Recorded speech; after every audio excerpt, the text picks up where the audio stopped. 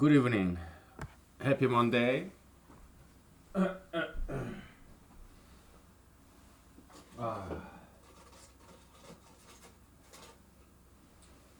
right.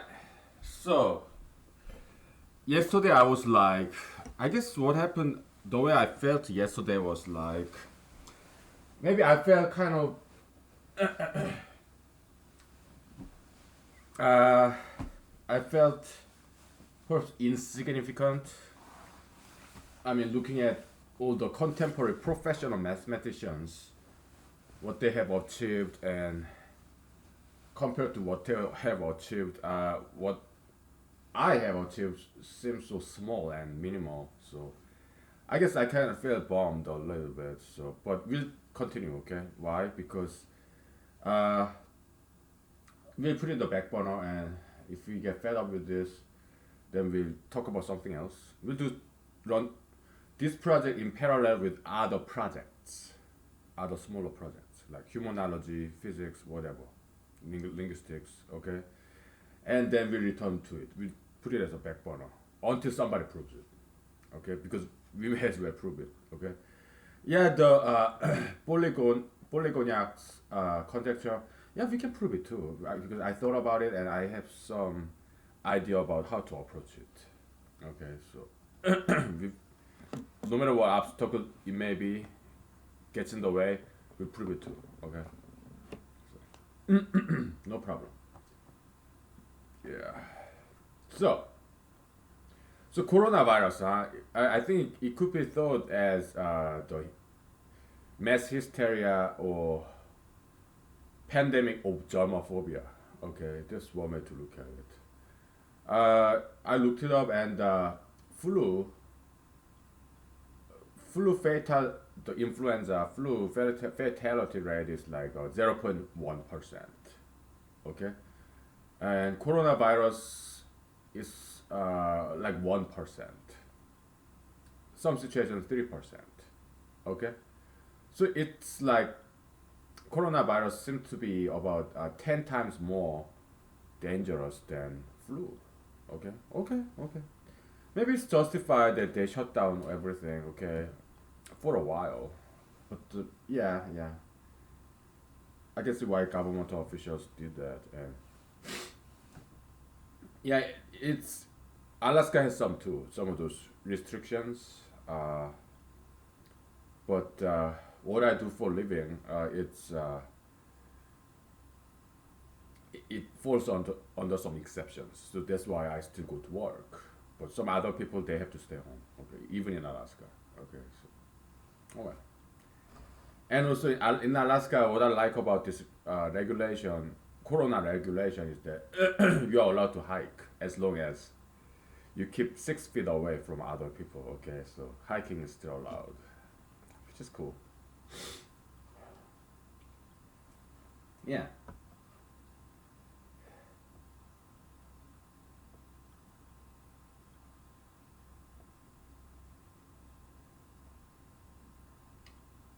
Let's get back to this. Um,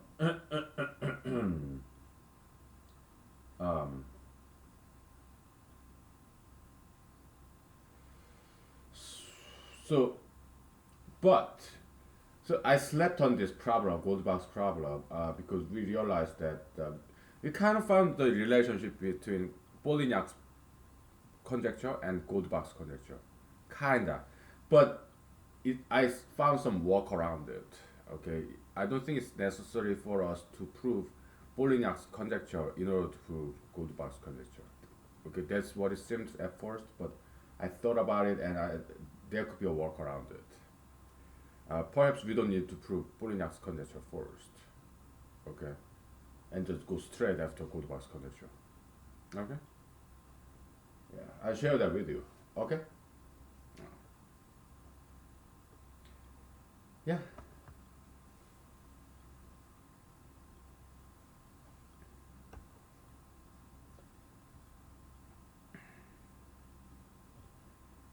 I still have a good feeling about this. Okay, I do.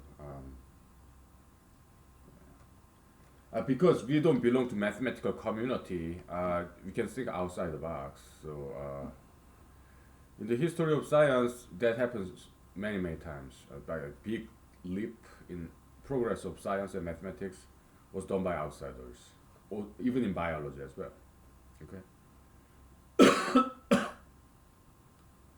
it happens sometimes. Okay, so yeah,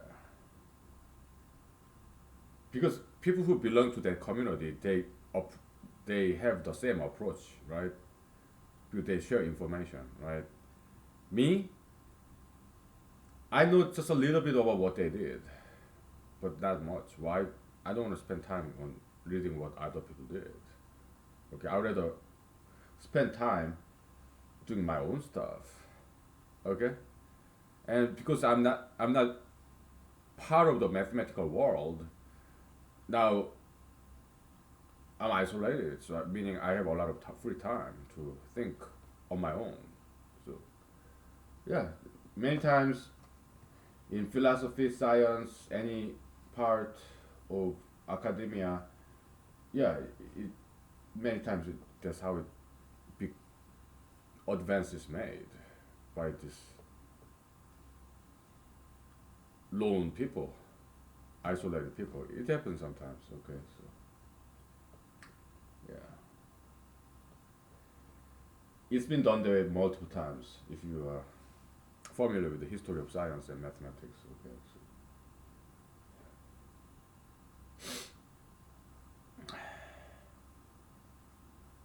okay,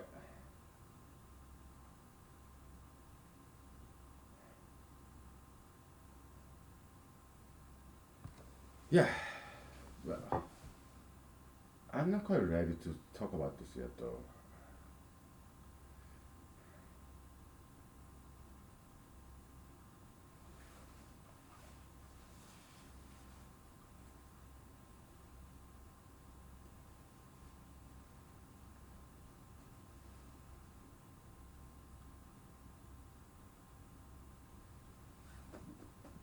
Yeah, a sandwich left over, so I'm kind of full too. Okay.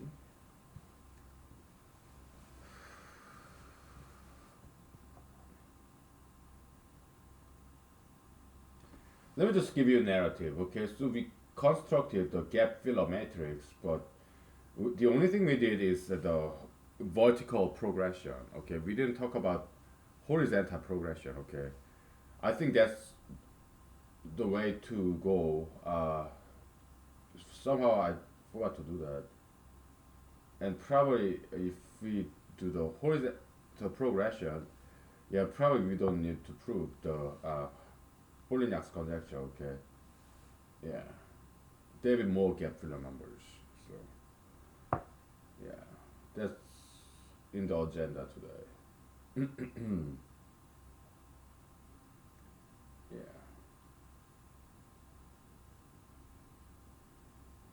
So the gap filler matrix is kind of we're breaking the number down basically from the Goldbach's conjecture. That's what it is. Because instead of dealing with this prime number plus one, which become quite big, we're gonna look at only the prime gaps. Okay, and we have missing link like between 90 and 98, which are Goldbach's numbers. Okay, so from 90 to 98, uh, gap is 8. That's the only thing we look at. Okay, in the gap filler matrix. So number becomes considerably smaller, which is easier to deal with. Okay, so that's what we're doing. All right. So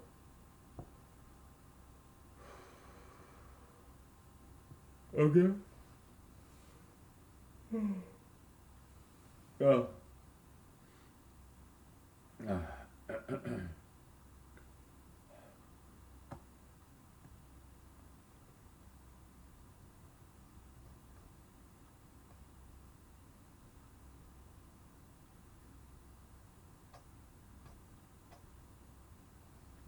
So another way to look at the coronavirus situation is this: maybe people want to make excuses in order to not go to work, perhaps.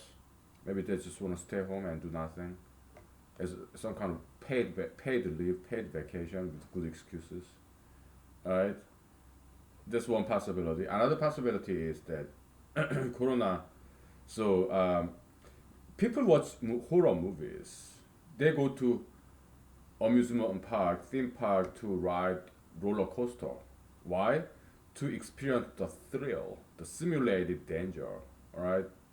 So yeah, coronavirus situation is like secular version of doomsday prophecy, just like climate change, anti-climate change activism was doomsday prophecy. Maybe people want to feel that thrill, like today is the end of the world and the world is crumbling down. Just like people love to watch those post-apocalypse movie, horror movie, right? To feel the thrill. Maybe that's what this is about. Yeah? Or maybe it's medical professionals, doctors who want to make big name to themselves, who want to be on the spotlight. So President Trump's employee doctors said, yeah, 100,000 Americans will die, at least, right? Come on, these scare tactics, right? They just wanna feel empowered, powerful, and they want to scare people, feel the control, right? So you spit out all these regulations and to control people, to feel more powerful, right? So doctors, I know there are good doctors out there, but some doctors, I don't have much confidence in them, to say it nicely. Okay, they say, oh, don't smoke cigarette, don't smoke alcohol. I mean, don't drink alcohol, then you'll be healthy. Not true. Okay, what's bad in American culture is sugar and fat. Okay, so that's a lot worse than alcohol and tobacco. Doctors, they don't know it. Why? Because they are not as smart as people think they are. Okay, what can I say? Hmm? I mean, doctors, don't they do breast implant surgery, uh, gender transformation surgery? They are medical doctors, right? So they are not very smart people. Okay, not all of them. Some of them are, I'm sure, but not all of them are very smart people. Okay, so because they do really, really, really dumb things to people's bodies. Okay.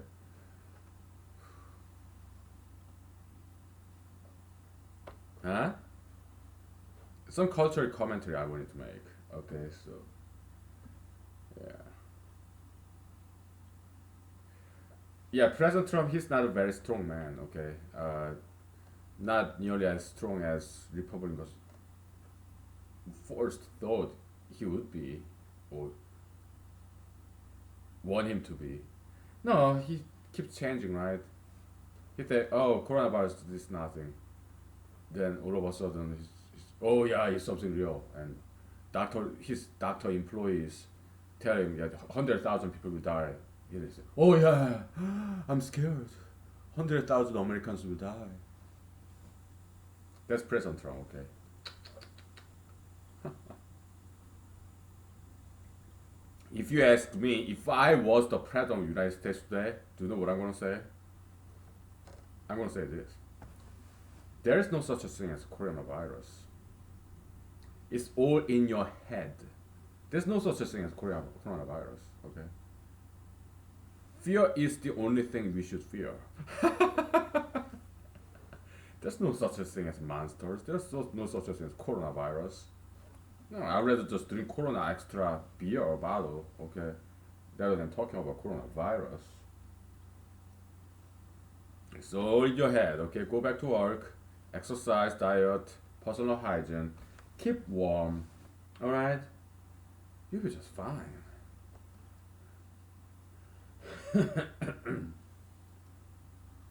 That's what I would say, okay? So, okay, we'll take 5 minutes break. Then.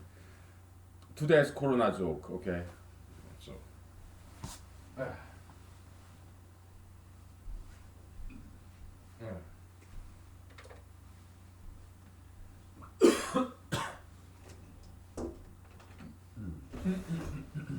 But you have to abide by the law of your locality. Okay, if your locality tell you to stay home, you better do it. Why? Otherwise, you go to jail or pay fine like $1,000 or whatever, right?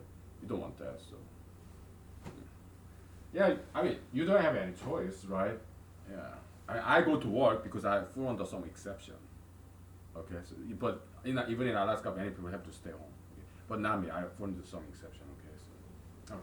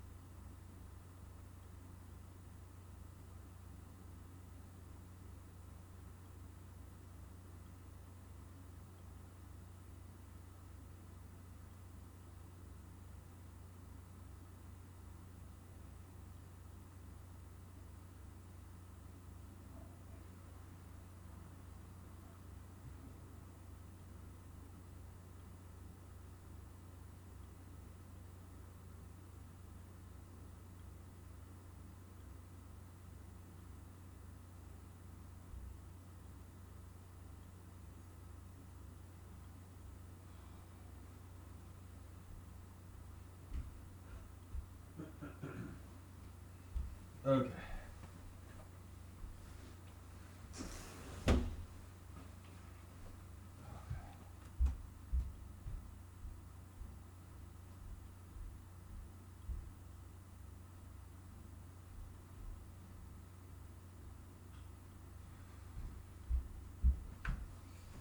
Okay. So, yeah, let's do mathematics like later, maybe tomorrow. Okay.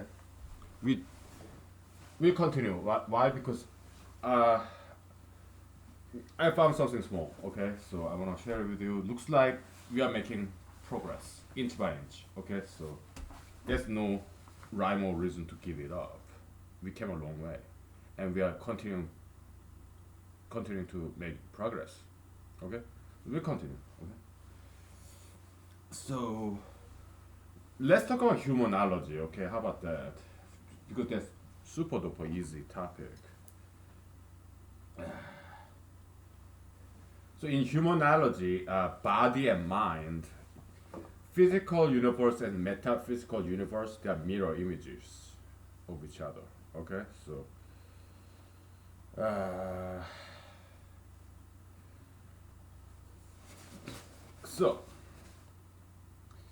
if your spirit is very healthy, your metaphysical entity is very healthy, then that metaphysical healthiness and physical healthiness in your body, they are interrelated.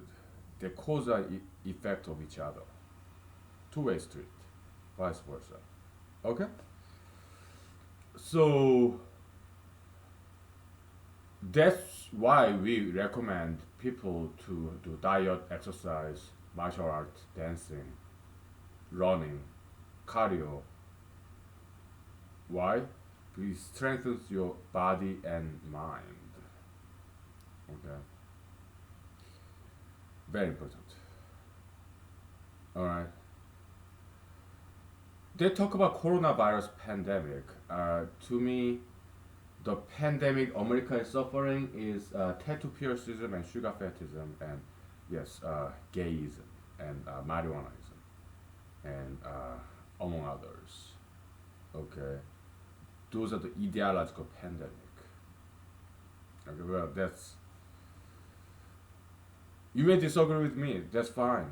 This is America, okay, of all countries. So at least in America, you're supposed to freely exercise your constitutional right of free speech. Otherwise, Constitution will die. Okay, to keep the Constitution alive, to keep American spirit alive, you need to exercise your rights, constitutional rights, freedom of speech. Yeah, of course, you should be civilized, respectful, but you should never be afraid to speak out, speak up your minds, knowing that people will disagree with you. Okay, that if people are Americans start to fear that disagreement, then America will become something else. Yes, America will become like North Korea. Okay, let's talk about Korea a little bit. Okay, because I I have many friends. Okay, so yeah, I'm in America, so they are my American friends. So they've never been to Korea, so they make some good observations. I was living in Korea for nearly 2 decades, so because they've never been to Korea, they give me some different perspective about Korea that I've never thought about. Okay, and also I give them my observation of America as a kind of quasi-immigrant. I mean, I was born here, so I'm American citizen, but still, I lived in Korea for 2 decades, and then I came here and lived here for more than 2 decades. So I can give them some different perspective about American culture. Okay, so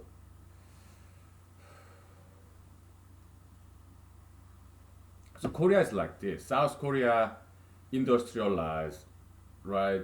But the thing is, in South Korea back in the days, when my grandmother, father's mother, grandmother was a child, she was walking with her mother. My grandmother back then was like 7 years old, 5 years old, right? She was walking back to their house in the village, kind of rural village, and they saw a tiger. Okay, yeah, staring at them. Okay, so but they kept on walking. Okay, so they did not got attacked or anything. So South Korea used to have tigers and bears. Now they're extinct in South Korea, but North Korea they are still there. Yeah, both tigers and bears in North Korea. Okay, so there's something good about North Korea because the nature is very well preserved. Okay, but at the same time, North Korea doesn't have freedom. There's some human right violation, dictatorship, right? Yeah. But fortunately, many parts in America, like you are talking about Montana, Wyoming, Alaska, West Virginia, or other, maybe Maine, uh, we have this environmental regulation. So nature is very well preserved. Okay, so it's like the advantage of North Korea. Okay, good natural environment preserved, right? But at the same time, America enjoys great freedom and great industrialization. That's the advantage that South Korea have over North Korea, right? So America, in a sense, is best of both worlds, both South Korea and North Korea. Okay, we have amazing nature and freedom, industrialization. Okay, so maybe that's why so many people want to come to America,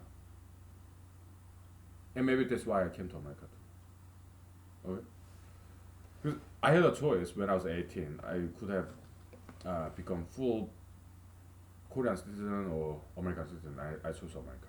Okay, so nothing against Korea. It's just that I lived in Korea for nearly 2 decades by then, so I wanted to experience something new. Okay, so among other reasons. All right, so yeah, let me grab a beer.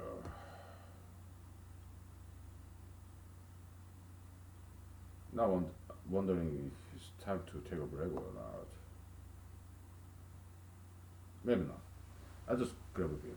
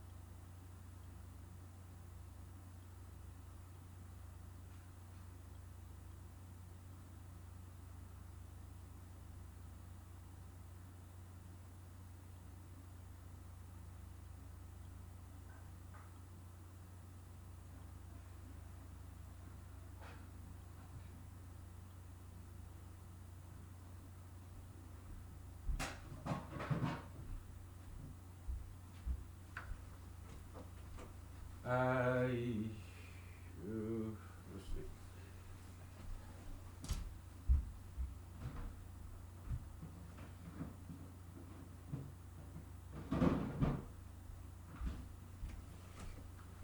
So maybe something more about coronavirus. So it's just different strand of virus which is kind of new to humans, and but the way it works is pretty much same. Yeah, it's at least 10 times more dangerous than common flu, right? I get it. Okay, it's statistical facts. Numbers don't lie. So I get it. Okay. So the way virus works is like this. Yeah, we are doing virology, biology here a little bit. So virus is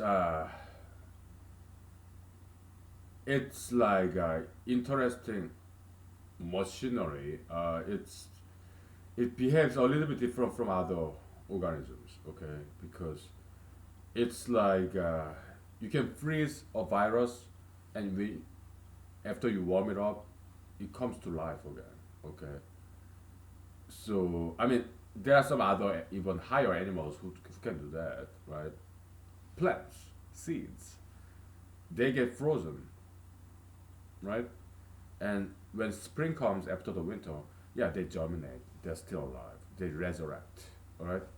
And even some frogs or fish species, yeah, or some insects like caterpillars, they do that too. They get frozen, and when spring comes, they resurrect. Okay, so virus is kind of like that. Okay, so it can, but can we kill a virus? Yeah, you heat it up or you put a lot of water in there, lysis. Okay, yeah, osmosis. Okay, yeah, yeah, virus dies like that. Okay, so yeah, so drink a lot of water. Okay, that's very important. All right, and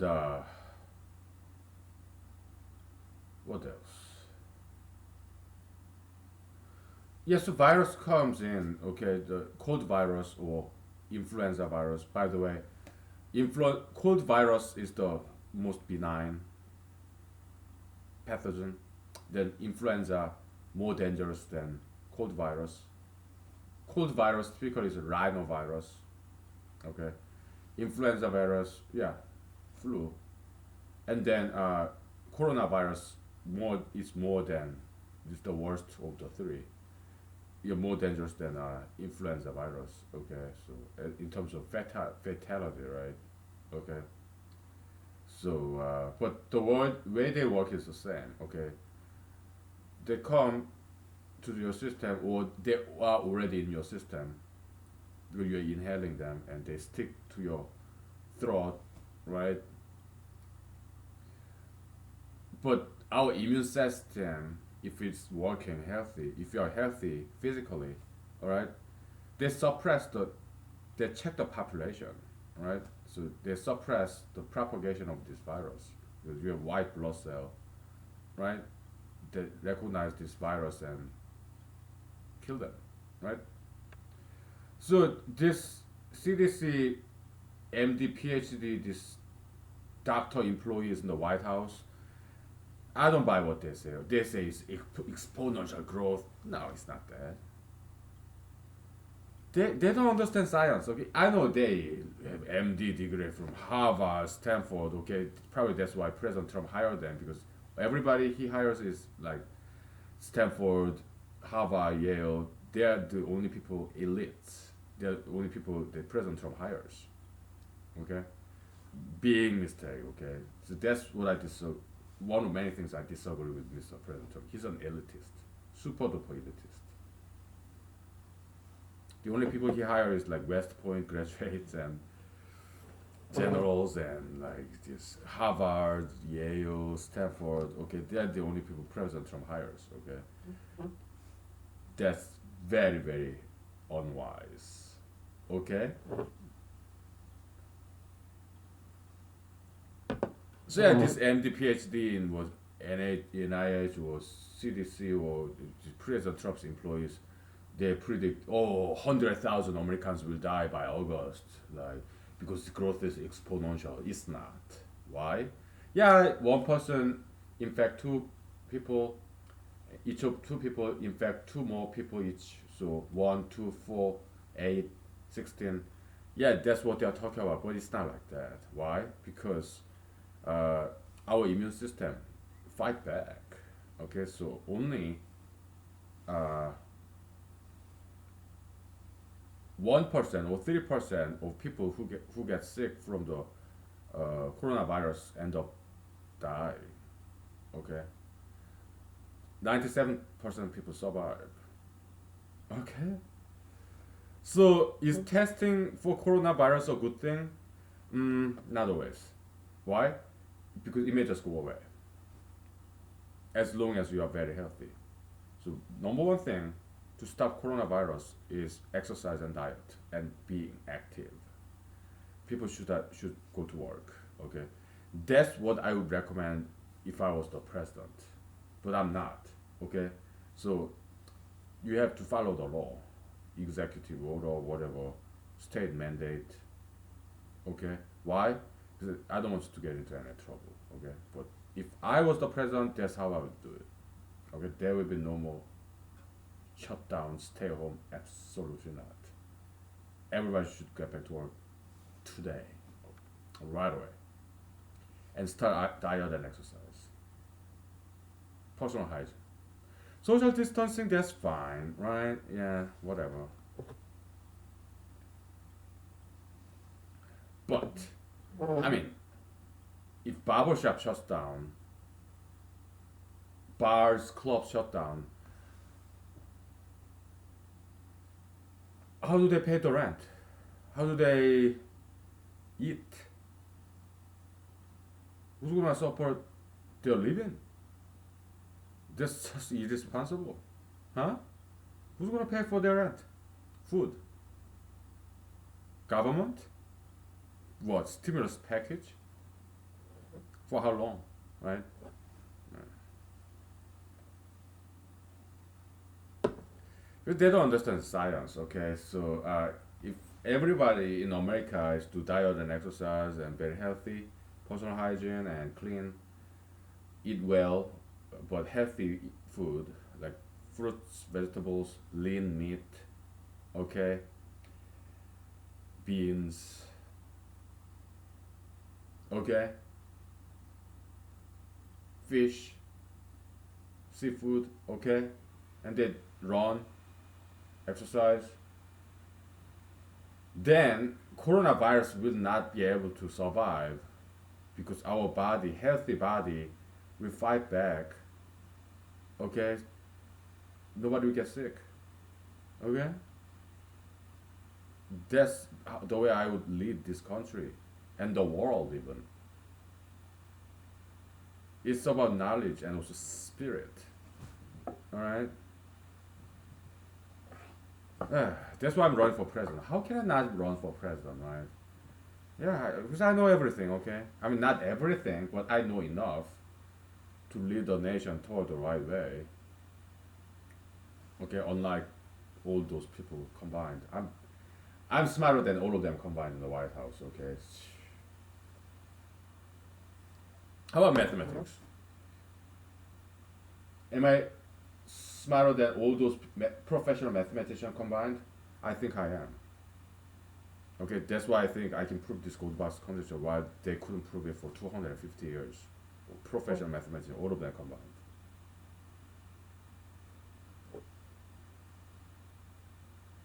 Uh, am I arrogant? Oh, sure. Yeah, I'm arrogant. But I would rather say, I would rather use different A word. Ambitious. I'm very ambitious person. Okay. But there were times like yesterday, I kind of wanted to give up on this, okay? Because looking at all these professional mathematicians, I was kind of felt belittled and kind of marginalized. So I thought about giving up on this. Then I remembered many of my friends support me on this. Okay, so yeah, maybe I can do this. Okay, so because I have many fantastic friends who are just like my parents. Okay, very encouraging and caring, nurturing, very much parental. Okay, some of them younger than me, some of them older than me. Okay, yeah.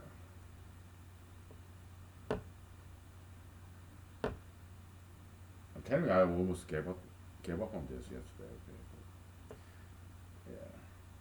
But I remembered my friends encouraging me on this. So yeah, we'll see, get to the bottom of this. Okay, we get it. Go to box condition. Okay, so yeah, but not tonight. Why? I want to take a break from this. All right. I'm number blinded. Number blindness, like snow blindness. Too much number. You need to take a break. Okay. Let's take a break. Okay. So math joke of the day. Okay. Everything I said, just take it as a joke. Okay. So I'm the smartest.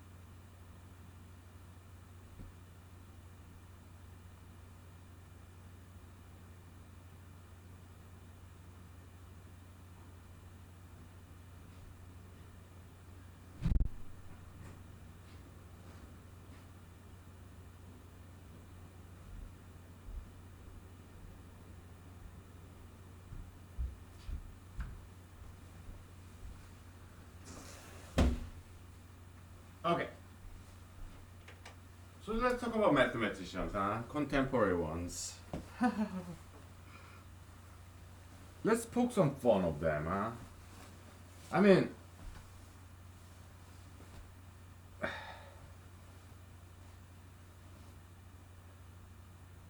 they were impressive, okay? Let me just tell you that. Impressive results that they found. Like this Chinese American mathematician, okay? Impressive. He proved something like the infinite number of prime pairs whose prime gap is like 70 million or less, something like that. Yeah, that's very impressive. And other mathematicians after him, after his publication of this result, this proof, they cut the number down, like 200 something, and then 16, and then 6, something like that. So they're getting very close to proving this uh, Polignac's conjecture, one of his conjecture, which states the infinite number of twin prime pairs. That's one of his conjecture. Another conjecture, which is more relevant to us, is that was relevant to us yesterday, was that every even number can be expressed as subtraction between two primes. Oh, two adjacent primes. Okay. But neither of his Polignac's conjectures were proven so far. Okay. And I was worried that it may get in the way for us to prove Goldbach's conjecture, and I found some work around it. Okay, so I share that with you. But if we have to prove Polignac conjecture, then we go ahead and prove it. Okay. if we need to. That's why I was a little bit bummed yesterday because I was a little bit uh, daunted. Okay, I was like, whoa. Okay, a little bit taken aback. All right.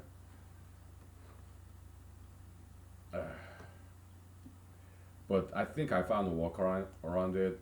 If not, we go ahead and prove good the Polignac conjecture because I thought about it and I think I thought about some approach, one approach to attack that problem. Okay, so if we need to prove it, we will. Okay, no problem.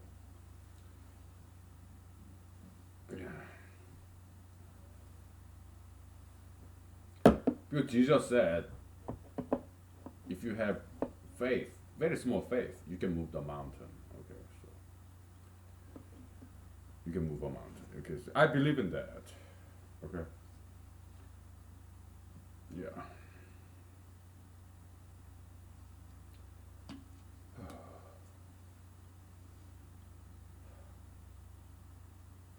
What else? We can talk about humanology, humanology a little bit. Okay, so Jesus said, God is in me and I am in God, right? In analogy to that, ismology is the study of ideologies, isms. Okay, so uh, it's like this.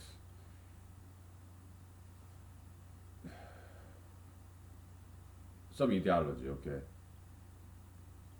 How about pro-gunism? Republicans, okay. Pro-gunism, if you subscribe to that ideology, okay, that ideology, pro-gunism, is in you. Now, you are also part of that ideology, okay? I mean, whether you agree with that ideology or not, okay? The ideology is part of you, and you are part of that ideology, okay? Okay, enough with that. So, what else?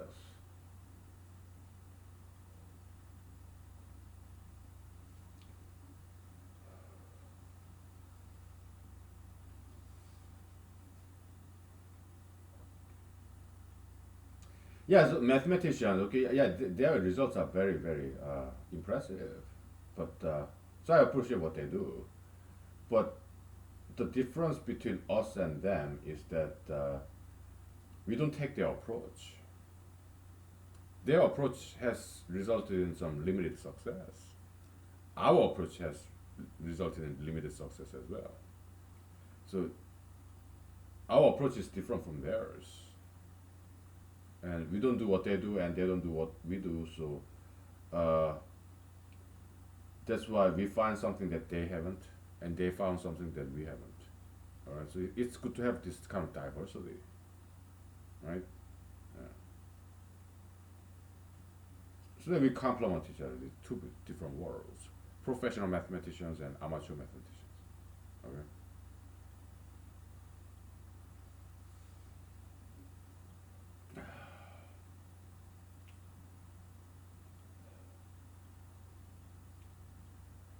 I'm kind of eager to get back to that. Okay, and share with you what I found. I haven't finalized my thought yet, but I have an idea.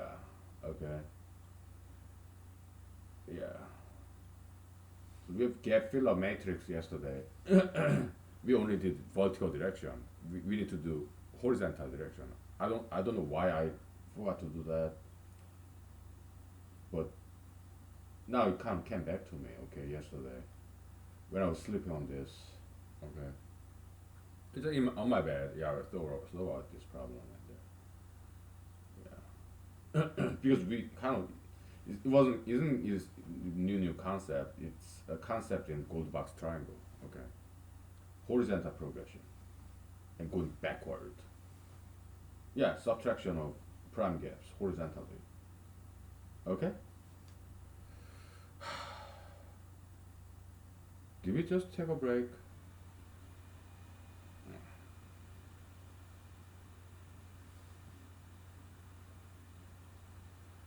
there anything else to talk about?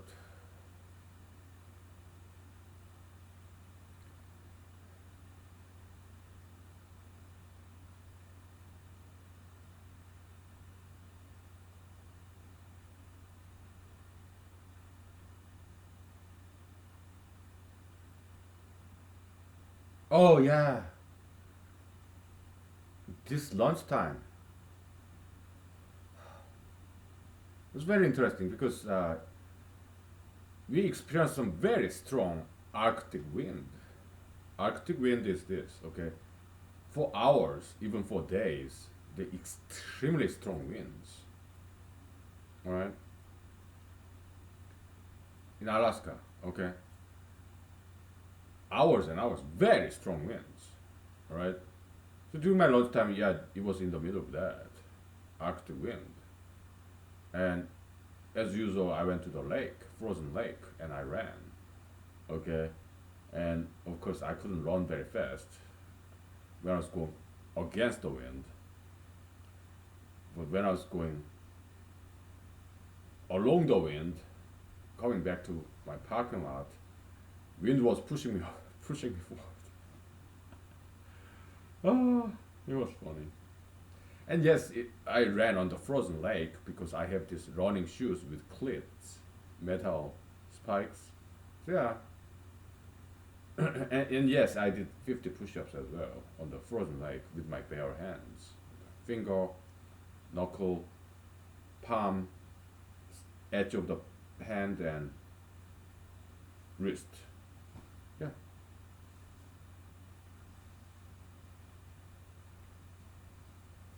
it was fun.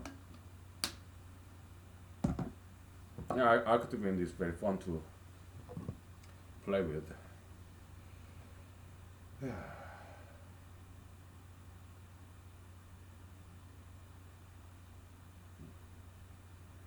So I do those things in order to strengthen my spirit and my body. Okay. So in Korean proverb, they're saying that goes like strong mind and strong body, strong mind. Strong mind comes from strong body, kind of. And yeah, that makes very sense. So if your body is very strong because you do exercise and diet, yeah, then you have very healthy spirit and mind. Okay, so it's very important. Of course, exercise it doesn't solve every problem there is. You need to have good religion too. Okay, and good hobbies, good friends. All right, and the kind of job that satisfies you, no matter what it may be. Okay, because all the legitimate jobs out there are they're serving valuable services to all of us, right? No matter what job it may be, as long as is that job is moral, ethical, legal, and that satisfies you, then it's a good job. Okay, because in humanology, we don't really care about money, power, fame, or SEX. Not really. Okay. Uh, yeah, all that matters is righteousness and happiness. Okay. We'll take 5 minutes break and we'll get back to mathematics. Okay, because I got nothing else to tell you really.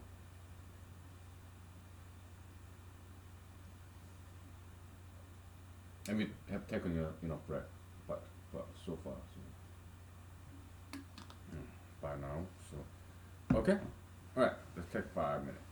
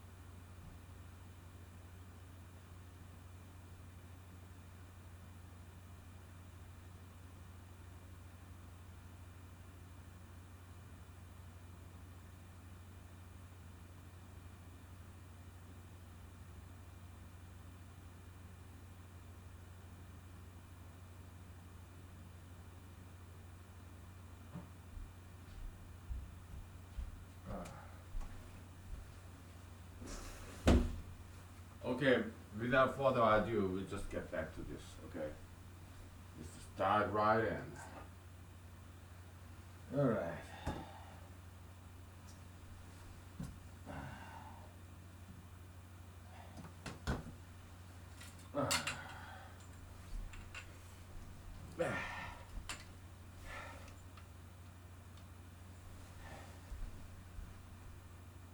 Oh, I forgot. I bought two brand new whiteboards. It's in my car. Okay, let me go grab it. Okay.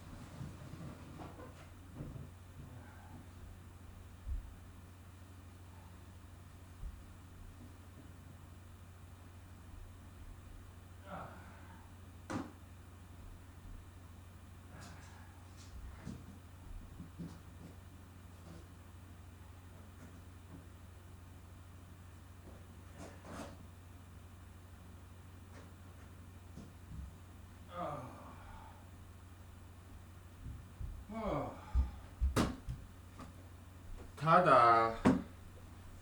We have it. Brand new whiteboards. Two of them. Whew.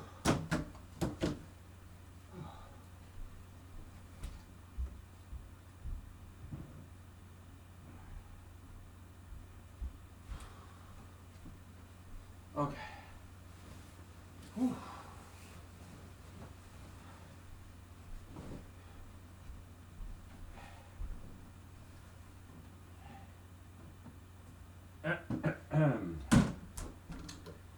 So let's start from this guy, the one we looked at yesterday. Okay. So, ah boy.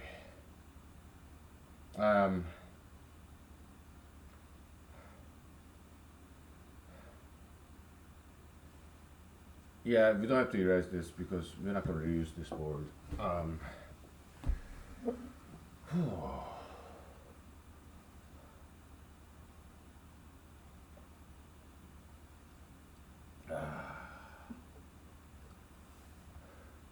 So between 30th and 31st, prime gap, 29 and whatever.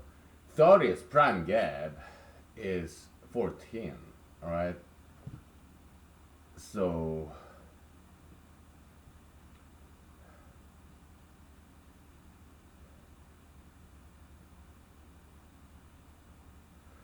we did minus 14 because we are like going backward horizontally, right? But we don't have to stop there. We can keep going back. So then minus 14, minus 4, and then going down, adding this prime gaps vertically, right?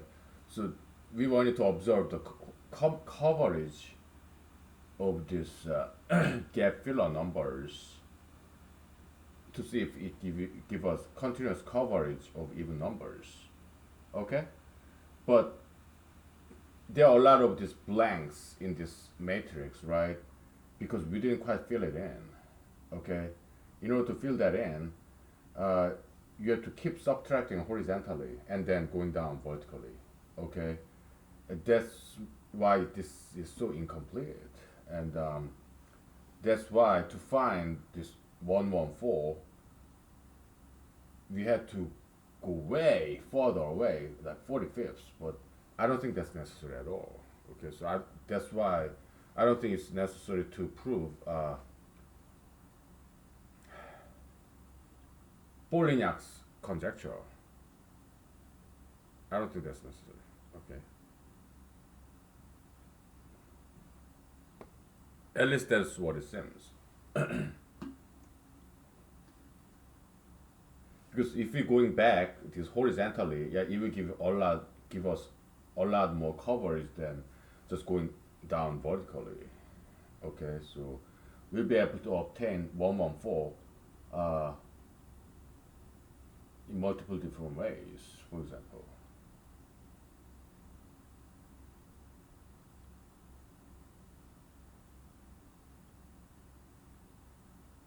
For example, how do we get 114 without going all the way down to 45th column?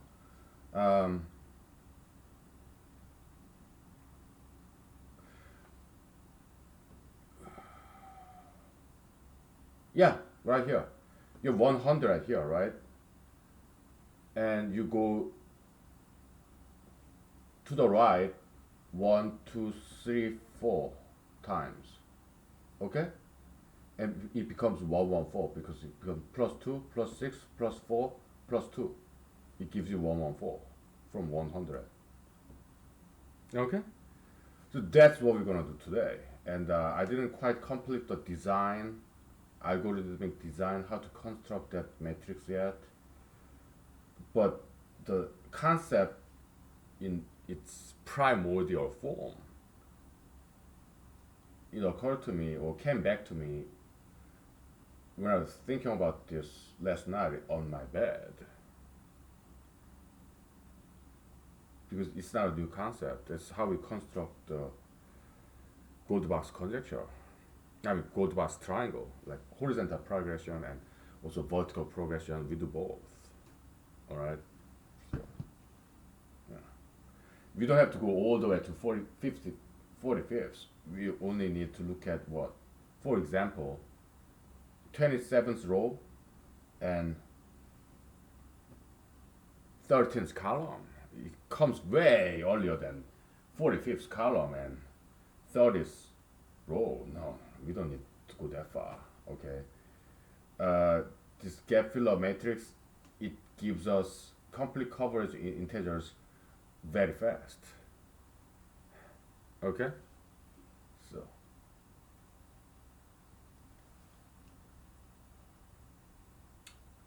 yeah.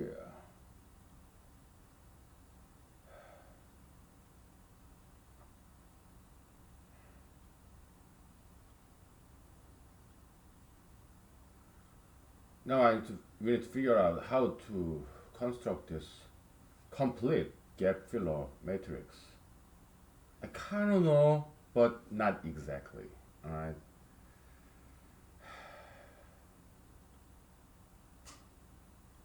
We're gonna make some small examples because now that we have two brand new whiteboards, I was so happy unwrapping that two whiteboards like a child in a Christmas morning. I was so happy. Oh boy, so excited. Okay.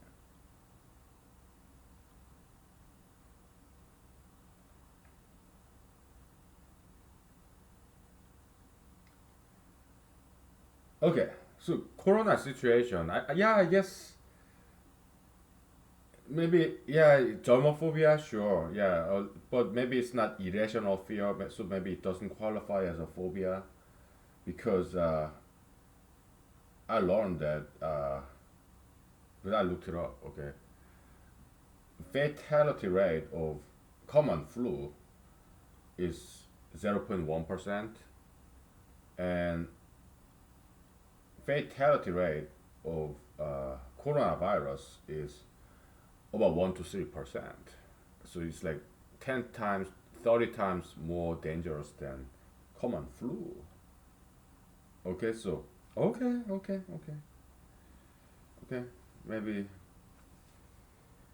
politicians, maybe they are doing the right thing. I don't know. I mean, I would have done it differently. Why? Because I'm a fighter.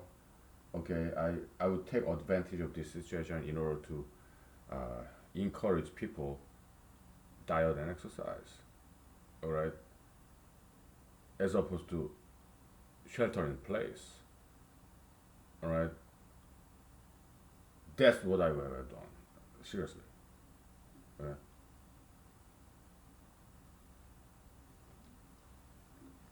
But the way today's politicians doing, it's not too bad. Okay, given the 10 times more dangerous coronavirus than influenza,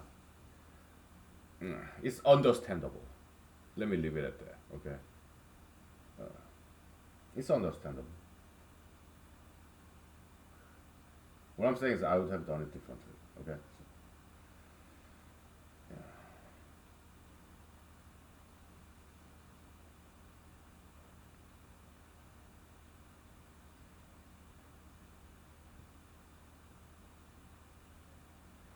So, Mr. Doctor, President Trump's employee, he said something like, "Yeah, the growth of coronavirus is exponential." And what I would say, yeah, he's a medical doctor, yeah, whatever, big school. It does not mean anything to me. All right, he may have been to Harvard, MD, PhD, Harvard or Stanford. It doesn't carry any weight to me. Why? Yeah, so you're MD, PhD, so what? I know better. Okay, all you doctors, you all combined in the White House. Yeah, I'm better. I know better about biology. Okay. Yeah. Why? Because I'm an independent thinker. Okay, I'm not some institutionalized MD, PhD. No, you study too much. Okay, so you forgot about common sense, Mr. Doctor. So That's what I would say. Because I'm an independent scientist, independent thinker. It's because it's not fixed on stone. It's not written on stone. Okay. Yes, it can go exponential growth if everybody's in lockdown mode. Everybody stay home. Hmm? Then yeah, growth will be exponential. Why? Because if your body is inactive, your immune system weakens. Okay. How do you strengthen your immune system to fight back against this coronavirus? You have to exercise, diet, and you have to work. You have to be physically active. Go to places. Okay? Social distancing, I get it. Yeah, I think it's a good idea. Okay? And yeah, hand washing, personal hygiene, cleaning, that's great. That's common sense. But people should get back to work. What I'm saying is, you have to obey the law. Executive order, federal guidelines, state guideline, state mandate, executive order. You have to obey the order, law. Why? Because you don't want to go to jail and pay fine, right? What I'm saying is, if I was the president, if I was the governor, mayor, I would have done it differently. That's what I'm saying. But I'm not governor, I'm not mayor, I'm not president, so just follow order from your leaders, okay? Leaders. Because I don't want to get into any trouble, okay? So I kind of locked out. I'm in Alaska, and in Alaska, we can take a walk, hike, as long as we maintain 6 feet. Okay? When I went to lunchtime, this frozen lake, to run there during the Arctic wind, there were some people there actually, even some children. Okay? Yeah, exercising. I was like, wow, impressive. But it's a big lake, quite a big, huge lake. Not too big, but it's quite sizable lake. So it's nearby where I work. So distance between me and those people, far away, couple of 100 feet away. Okay, maybe a couple of 1,000 feet. Okay, so and it was Arctic wind too. Okay, so no problem. Okay, so and I happen to do this occupation that is kind of exception to this stay-home order. Yeah, in Alaska we have that too. Okay, it's quite recent development, by the way. Very recent. Okay, and then but my job fall into some exception. Okay, so that's why I come to work. Fortunately, because I don't want to stay home all day every day. No.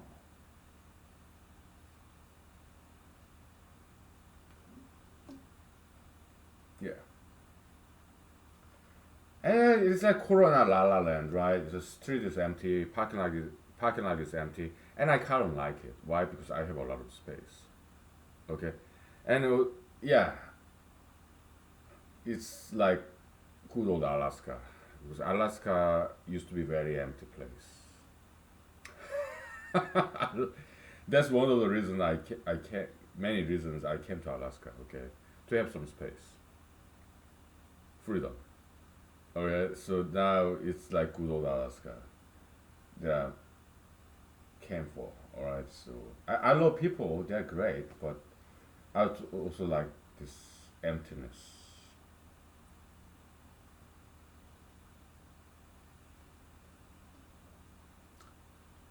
We'll take 5 minutes break, okay? So, and then we'll try to design how to the algorithmic design, how to construct this gap filler matrix in horizontal fashion. Okay, we know how to do it vertical fashion, but horizontal fashion, that's I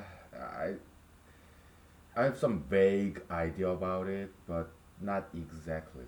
All right, so we'll do together. Okay, so yeah. Okay. All right.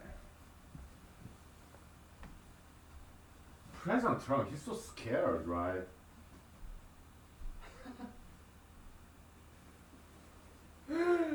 Oh, 100,000 Americans gonna die by August.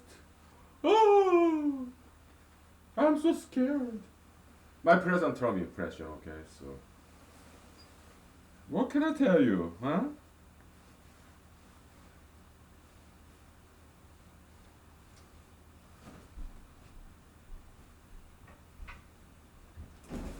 He's so scared.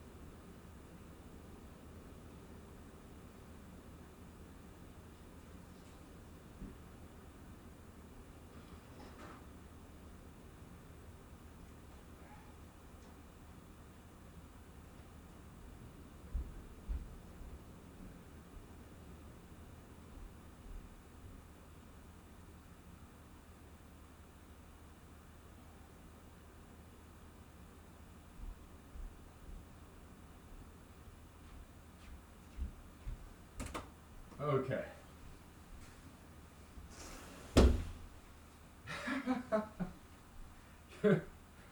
We are living in such a wonderful country. I mean, I don't know what country you are at, but I'm in Alaska, America, of all places. It's not like North Korea, right? We can make fun of president. In North Korea, you cannot do that, right? But in America, you can make fun of your president, right? Our president.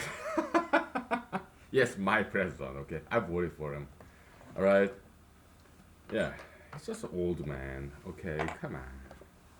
Just an old man, right? I like him a lot. He's funny. Okay.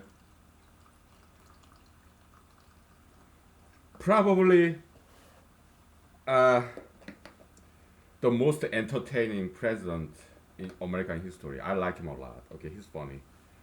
And also, I like making fun of him too. Okay. It's good to be in America, right?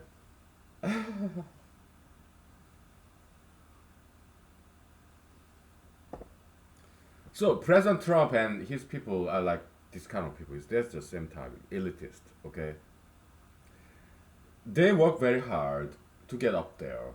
Okay, rose through the ranks, okay? Follow by the rules, okay?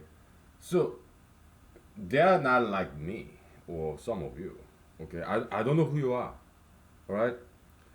But me, there are people like me, okay? We are like, we don't really care too much about money, power, fame. We just enjoy our lives. We're kind of underdogs, okay? Perhaps even underachievers, late bloomers, maybe. We are more creative. If you are like me, I don't know who you are, okay? There's people like me, okay? Yeah, more creative side, more laid back, okay? And not rebellious, not illegal, not mutinous, not like that, but we are law abiding, hardworking citizens, but at the same time, we don't overwork, we are more creative, we have good hobbies, right? We are not quite career oriented like President Trump and his people, his employees are, okay? So we don't make big money, right? But we are very smart people, okay? We are very creative, laid back, okay? Uh, we do our own things, okay? Uh, yeah, we are not famous, we are not powerful, we are not wealthy, okay? But we are happy though, you know? We're small people, but yeah, we're happy. Yeah. You know, mathematics, we can do it tomorrow. Okay, today is Monday. Typically, we take Sabbath from all this difficult stuff on Monday. Okay, weekends, we are the busiest. I mean, weekend is the busiest time. We do a lot of mathematics with very difficult stuff during over the weekends. Okay, so Monday we take a Sabbath, take a break from difficult stuff. Okay, so then maybe like, I can tell you some stories. Okay, so when I first came to Alaska about 4 years ago, yeah, I was just living off of my savings because I just came to Alaska for the first time, so I was not qualified to have unemployment insurance. Okay, so I was living off of my savings and tried to get a job in law offices, but they didn't hire me because I didn't pass the Alaska bar yet. And so I tried to get a computer programmer job, and it takes some time, right? Yeah, I did apply, and then I also even applied for some odd jobs too. Okay, and I did get a couple of calls, but yeah, well, maybe I'll just wait for computer programmer job. Okay, so because physical labor job, I've been there, done that in my early 20s, late teens, in Madison, Wisconsin. So computer programmer job, yeah, also been there, done that, but it's more money. So yeah, I just waited and see, and then one, and I also was doing some mathematics. I was unemployed for 3 months when I first came to Alaska. Yeah, I was living off my savings, and kind and generous landlady let me rent one of her apartment unit. Okay, somewhere in Anchorage. Okay, yeah, I paid my rent in time. Okay, where I got some savings, not much. Okay, the only thing I ate during those 3 months was ramen noodle and frozen chicken, like chicken thigh, chicken drumstick, the cheapest food I can get from Walmart. Ramen noodle, the cheapest brand, which is fantastic. I still eat that. I'm a lawyer. I still eat the cheapest ramen noodle from Walmart because they are good. They're really good. Okay, yeah, it's Japanese brand. Okay, two or three brands. Okay, so because they make it so good. especially nowadays in coronavirus situation, they are sold out because they are durable good. Okay, canned food, ramen noodle, they are all sold out. Why? Because they are durable, right? So, frozen food too. Okay, shelves empty, right? Yeah. So I was living off of this ramen noodle and frozen chicken thigh, chicken drumstick, okay, and microwave. That was my diet for 3 months, and I was doing mathematics on my own, okay, and I was doing some writing, essay writing, and believe it or not, I even dated. I went to some free online dating site. Imagine that. I was, did I do that? Maybe not. Maybe I start dating after I got a job. Okay. Yeah, I don't think I quite dated when I was jobless. I don't think so. I don't think so. No, no.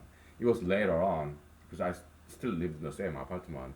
After I got computer program job, yeah, then I started dating a little, but not before though. I don't think so. I don't think so.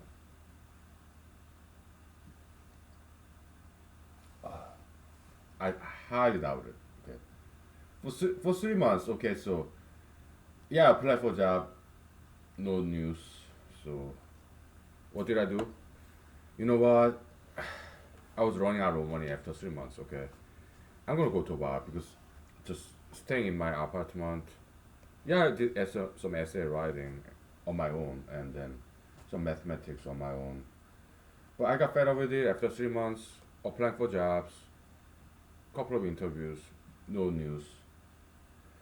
So I just, you know what? Heck with this. Let me go to a bar. And I went to a bar in Anchorage, Midtown. Okay. Uh, I think it's time to take a break. Okay. I'll tell you what happened next after 5 minutes break. Okay.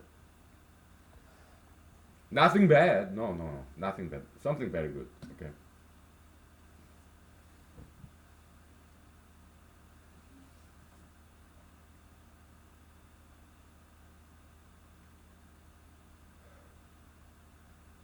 Probably you can make a good guess. Take a good guess, right? What happened in that bar, right? Yeah.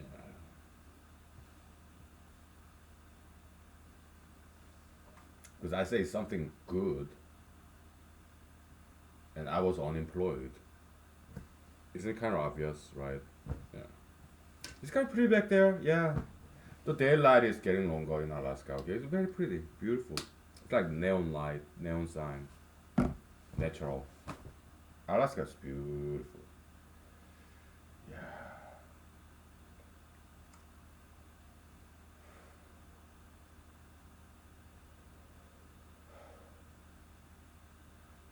We'll get back to this at some point. Okay, maybe later tonight, tomorrow. Okay, because I am kind of eager to get back to this. Why? Because uh, we're gonna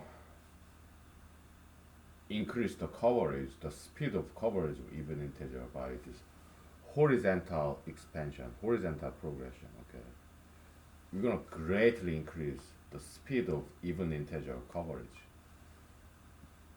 this way. Okay, it's just that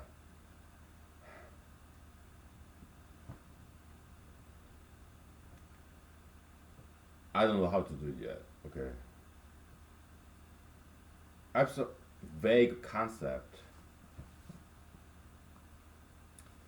Yeah, you subtract prime gaps backward, or in other words, you add prime gaps forward.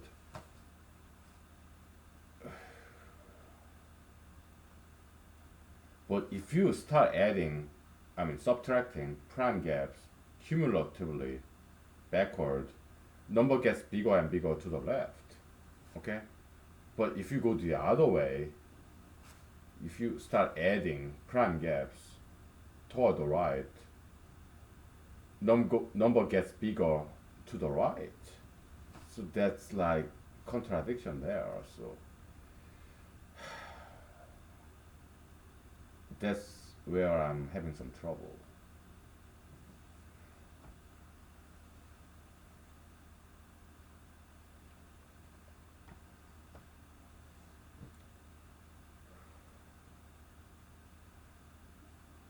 Maybe they're one of the same thing because going to the left, you're subtracting, so absolute value increases, but you're subtracting, so number integer way is getting smaller and smaller.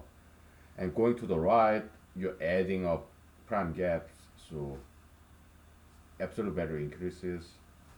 So yeah, I guess it's kind of same thing, but how to express that in a unified way, I don't know.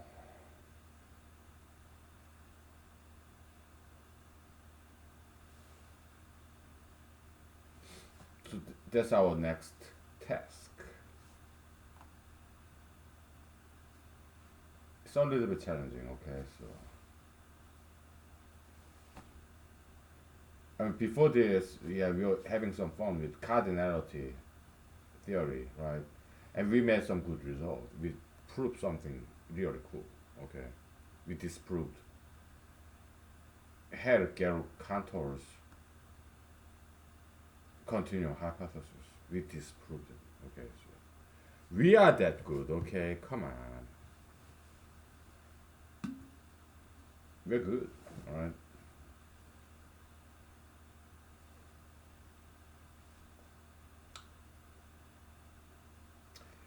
But if you ask me, I don't have time to publish that. Why? I have bigger fish to fry. Goldbach's conjecture. Okay. If we prove Goldbach's conjecture here, unless you prove it first and slash or publish first, yeah, I'm gonna publish it. Okay. But I strongly encourage you to prove and publish first, so that I don't have to do it. So if you do, please let me know. Okay. So that I don't have to replicate your effort. So that I don't waste my time. All right. Yeah, I encourage you to publish it first. Okay. So that I don't have to do it. I have better things to do. Yeah. Go ahead, get money, power, fame. Okay. Just don't steal it. Just acknowledge that you're inspired by somebody else. Okay. You don't have to mention my name. All right. If you want to, you may. What's my preference? My preference is that you don't mention my name. But you have my permission to mention my name and this website address. Okay. My preference, you don't mention my name or this website. Why?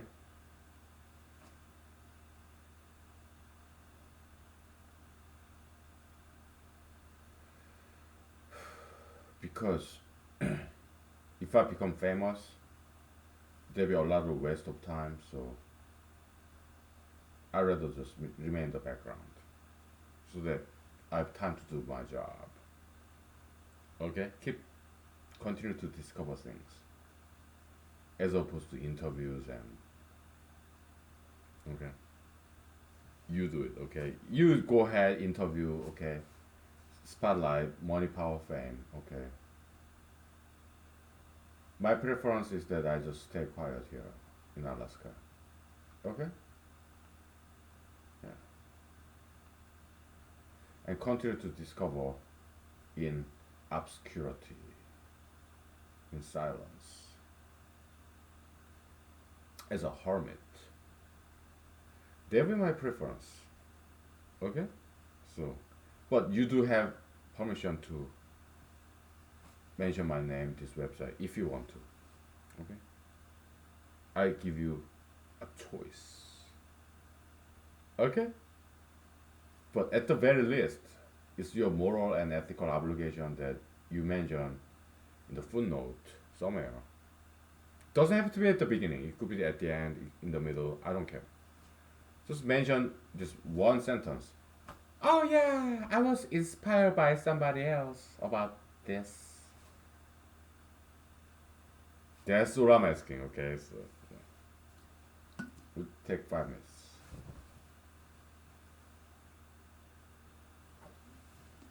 Okay? Alright. Alright.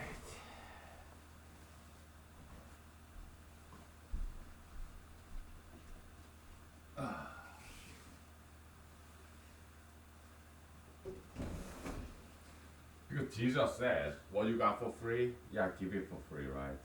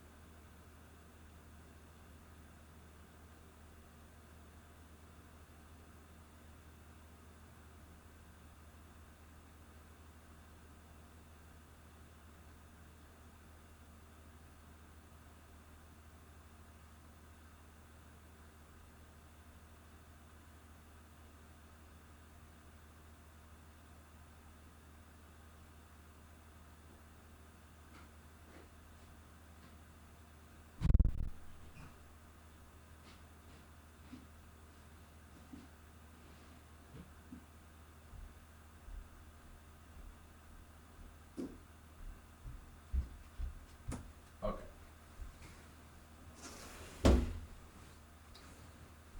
So yeah, what happened to the bar? Yeah, of course. Yeah, I got a job. Okay, I met this kind and generous gentleman who's younger than me, but he was in kind of managerial position in a small company. So yeah, we started talking guy to guy. Okay, uh, yeah, we're guys, right? So we start talking about girls. This is a bar, right? I didn't drink and drive. I just had a beer. Okay, I make sure I get sober before I drive. Okay, so yeah, just beer talk, right? Talk about girls, and he liked this uh, very good-looking waitress in that bar. Okay, so I was like, hey, uh, I'll be your wingman. Okay, so I just be right next to you, support you. You do all the talk to this lady. Okay, we'll go and talk to that lady. Okay, so and we started talking. Okay, he asked me, what do you do for a living? And I was like, well, nothing because I'm unemployed. I just came to Alaska and it's been 3 months. Still looking for a job. So I was in my apartment and I had to get out here because being in the apartment all day, every day for 3 months, oh my goodness, it's like not fun. So that's why I came here tonight. And he asked me, what did you used to do?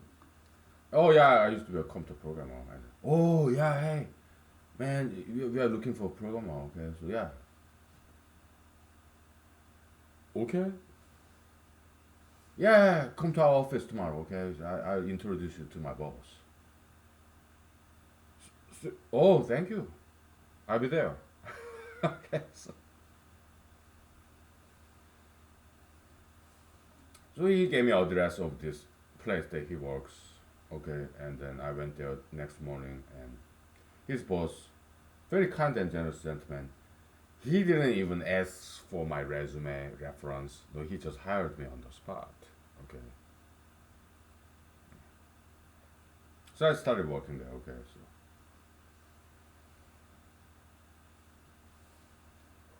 yeah, okay. Let's talk about something else.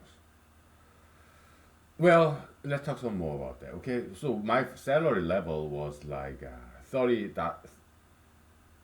15 dollars per hour. Okay, so 30K, 30,000 per year. Okay, that's the salary I was making like 10 years ago. from that time. So yeah, 15 years ago, because it's been about 4 years. Okay, but I was still happy. Yeah, I kind of felt, I watched, remember this music video. This guy's running, but in a running mill. So he's running, trying so hard, but he's not going any forward. Okay, so 4 years ago, by then I have 3.9 GPA in computer science, and I've been to Ivy League, Cornell, Ivy League PhD program with full scholarship. I dropped out after 2 years.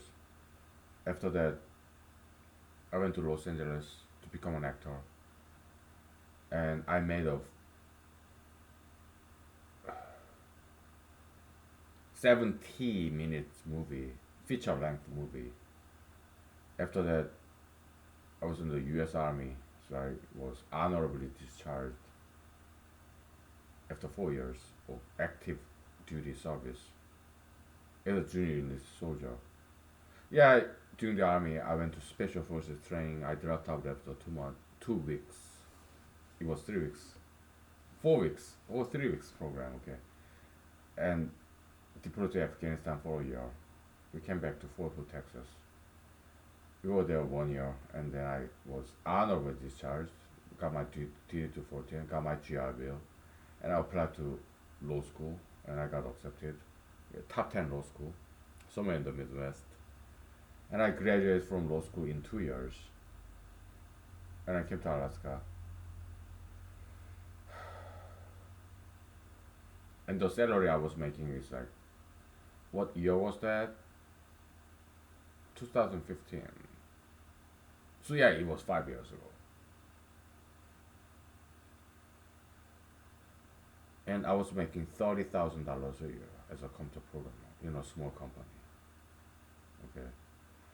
Mixed feelings, right? I was glad that I got a job in Alaska, because Alaska to me was a dream place. I wanted to be in Alaska when I was in law school, because I watched all these documentaries about Alaska. Okay. Being unemployed for 3 months when I first came to Alaska, running out of money. I just snapped on it, okay, and I was happy because I can pay my rent now. Well, I was always paying my rent, but my money was running out. All of my Korean parents, they're retired, semi-retired. They cannot send me any money.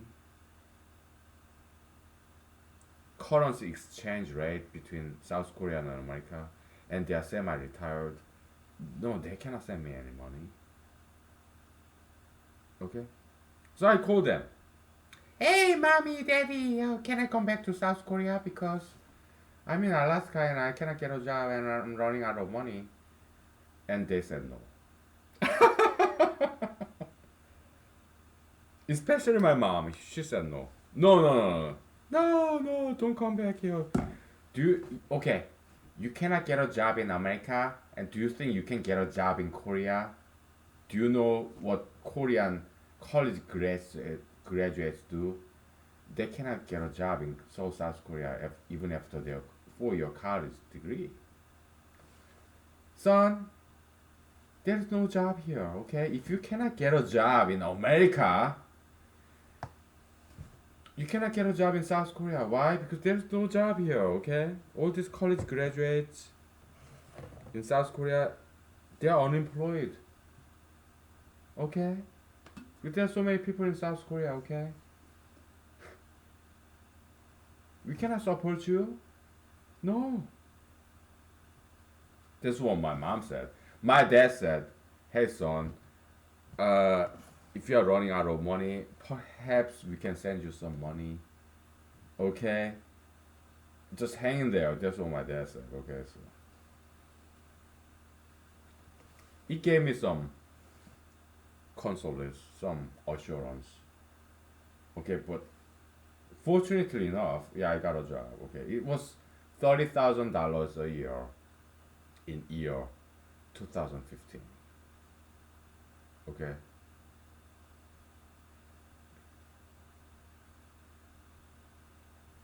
that was the money I was making. In my first job outside of college, after I graduated from college, I dropped out of PhD program in Cornell, New York, upstate Ithaca, New York, right, where I happened to be born in, all right, when my dad came to study economics PhD, and he got his PhD, and we came all back to South Korea, and when I was like 3 months old, okay, I was just a baby, all right. So I went back to Cornell, just like good Alaskan salmon, you know, nativity, coming back, right? Yeah, I was in Korea, Pacific Ocean, and I came back to America, right? Just like good Alaskan salmon, okay? Alaskan joke, right?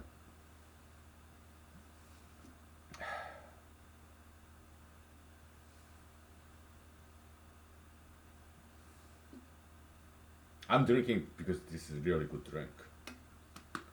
Not because I'm feeling bad or anything, no. Alaskan rose hips.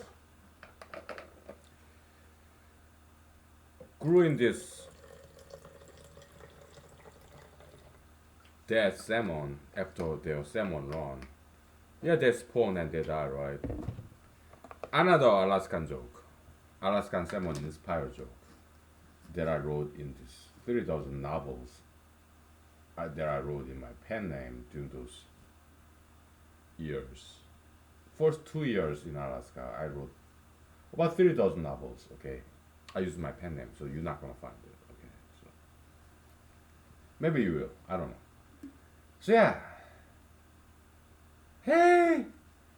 I'm just like Alaskan salmon. I came back to Cornell, the place I was born. I came back to America, the country I was born in. Okay, I'm just like Alaskan salmon. Okay, why don't you mate and die just like Alaskan salmons?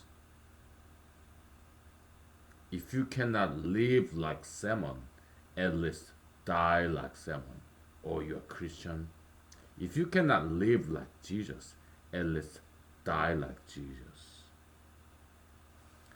Well, I'm Homo sapiens. I'm not salmon. I'm not Jesus. I'm not even a Jew. I'm not even Jewish. I'm not son of God. No. So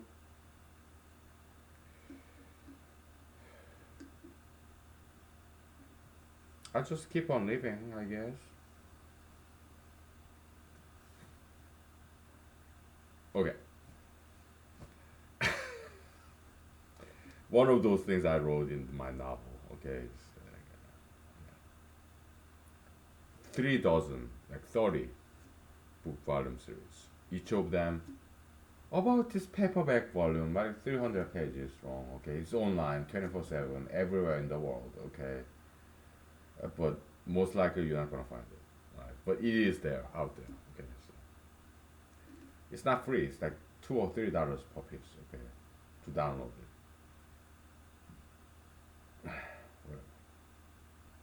Okay.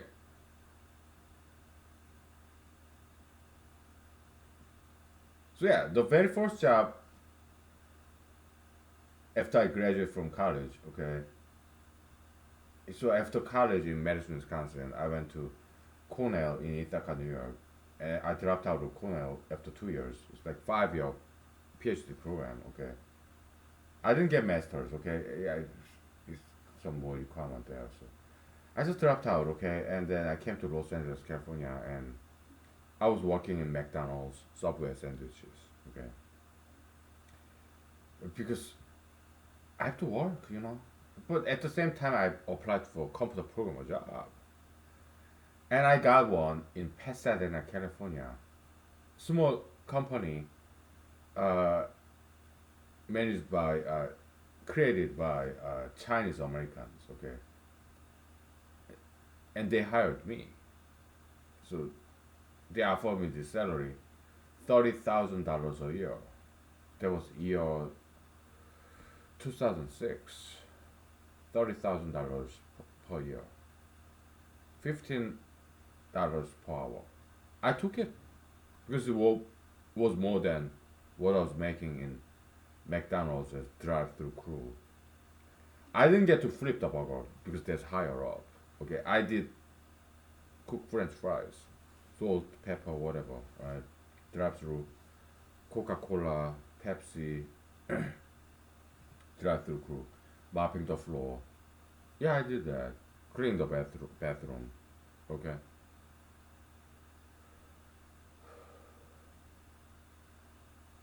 So I took it. Okay. Yeah, it's Subway sandwich. Yeah, they made me. They let me make the sandwich. Okay. This remember. It was like the San Fernando Valley Subway sandwich. Okay.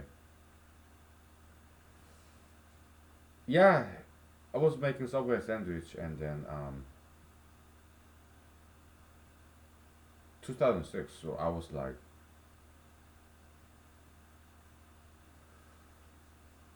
how old was I? 28. Okay, I was working in Subway sandwich, making Subway sandwich. San Fernando Valley, Los Angeles, California. Okay. There is Caucasian mom and Caucasian daughter. I made them sandwich, okay, and it wasn't very good. Very awkward. But they ate my sandwich. I mean, they ate the sandwiches I made for them. Okay, so I felt accepted by this Caucasian mother and daughter. Her daughter was like, I don't know, like 8, 7, 6, 5 years old. I felt accepted. I'm an Asian guy, right? Yeah. So watching them eat the sandwich that I made for them, I felt acceptance. Okay. That's not the only time I felt acceptance. In Los Angeles, California, I went there to become an actor. Okay. One day I went to some bars and clubs, dance clubs. Okay. Yeah, this smoking area, smoking cigarettes, right? This African gentlemen's, yeah, patrons of these clubs, like I was, right? Yeah, we're smoking and we're chatting, right? And African American gentlemen, okay, around my age, like in late 20s, came to clubs, right, in Los Angeles, California. They asked me, "Hey, what's your name? What's your name, bro? What's your name, cuz?" Cuz means cousin, alright? I love this ebony language, soul language, okay? Fantastic. So creative and inventive, so authentic, original, unique. I'm a huge fan of African Americans, okay? So, what's your name? Oh, my name is Lee. Oh, that's your last name. You're Asian, right? What's your first name? Oh, my first name? Uh, it's Honky. What? Say it again. Honky. And they start laughing, okay? They're like, not like, ah, no, they're like, honky? Honky, honky? What? So we had a good laugh all together, okay? So I felt very accepted. That was not the first time. I felt accepted by blacks and whites in America. There are more stories than I can tell you. Okay? They are good people, okay? Blacks, whites, Jews, Arabs, Indians, Asians, natives in America, okay? Mixed races. Yeah, I felt very much accepted by all of them, okay? There are more stories than I can tell you, okay? All body types, yes.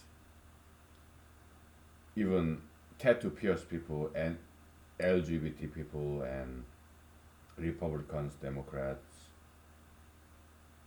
pro-life, pro-choice, whatever ideology they may have. Every single one of them, these Americans, I felt So accept it. Okay? That's why I'm pro people. I have my own agendas, ideologies, ideological subscriptions. But they're people, they're great people. Not just in America, no, in Afghanistan, Korea, Japan, Europe, Japan. I never went to China, right? I never went to India. The countries I've been to: Korea, Japan, America, Mexico, Canada, Europe, Afghanistan, maybe Morocco, North Africa, right? Yeah. Yeah. I've been to Kuwait. Amazing people. All the countries I've been to. I'm sure all the countries I have not been to, they're all the same. Why? Because statistical sampling, okay? I cannot be, I cannot have been or will be, will have been to every single country in the world. But statistical sampling concept, okay, yeah, the country I've been to, they're 99% very good people. No matter what body type, ideological subscription, or ethnicity, race, nationality. 99% of them are very good people, okay? Yeah. Or, yeah, maybe 100%.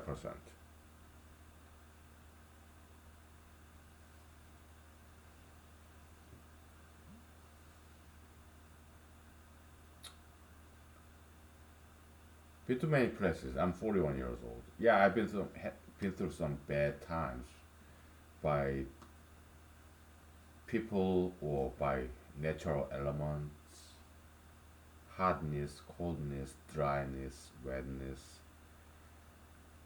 animals, plants, germs, bacteria, viruses, fungus, and yes, Homo sapiens, ideologies. Yeah, I've been to some bad places and time, but whatever. We'll take 5 minutes. Okay, okay. This is how typical Monday goes. Okay, we just talk about anything and everything. Kind of random walk, right? Mathematics. We get back to this tomorrow. All right. We'll take 5 minutes. Okay. Okay.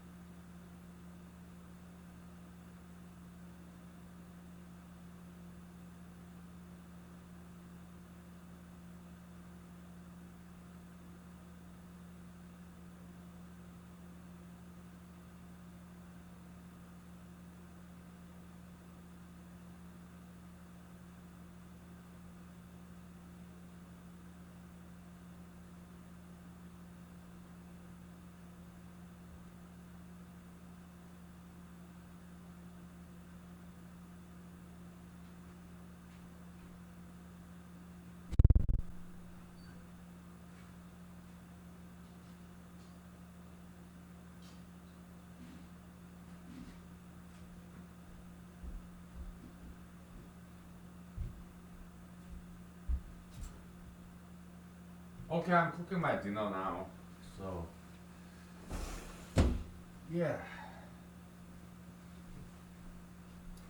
You know, we're not going to do any mathematics, okay? So, not tonight. Alright?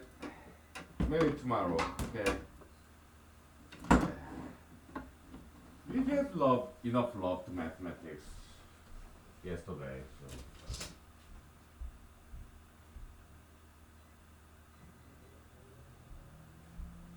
Let's just relax, sit back, and do some acting. Acting, I highly recommend you to learn acting. How can you learn acting? Go to YouTube. Okay, they can teach you about acting better than I can, right? Go to other website, Wikipedia or whatever. I don't know if whether Khan's Academy teach you acting, okay, but there are other websites, okay, so yeah, I'm method actor. Also, the very first Christian church I went to is Methodist tradition. Okay, methodology, right? So, yeah, method acting is like soul injection method. Where you kind of intermingle your own personal experience and acting. It's like merging this fictional world with real world. That's method acting. Originated by this Gospodin Konstantin Stanislavski. Okay, I'm studying Russian nowadays. So, Gospodin means Mr. Okay? Yeah, Mr. Stanislavski. Okay, so we'll do some acting. Okay, so what do you act about?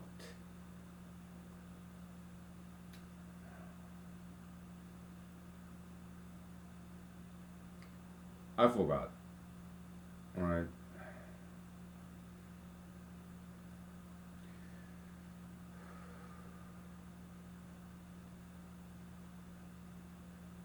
I thought about some acting, but scenario, but I forgot. Okay, so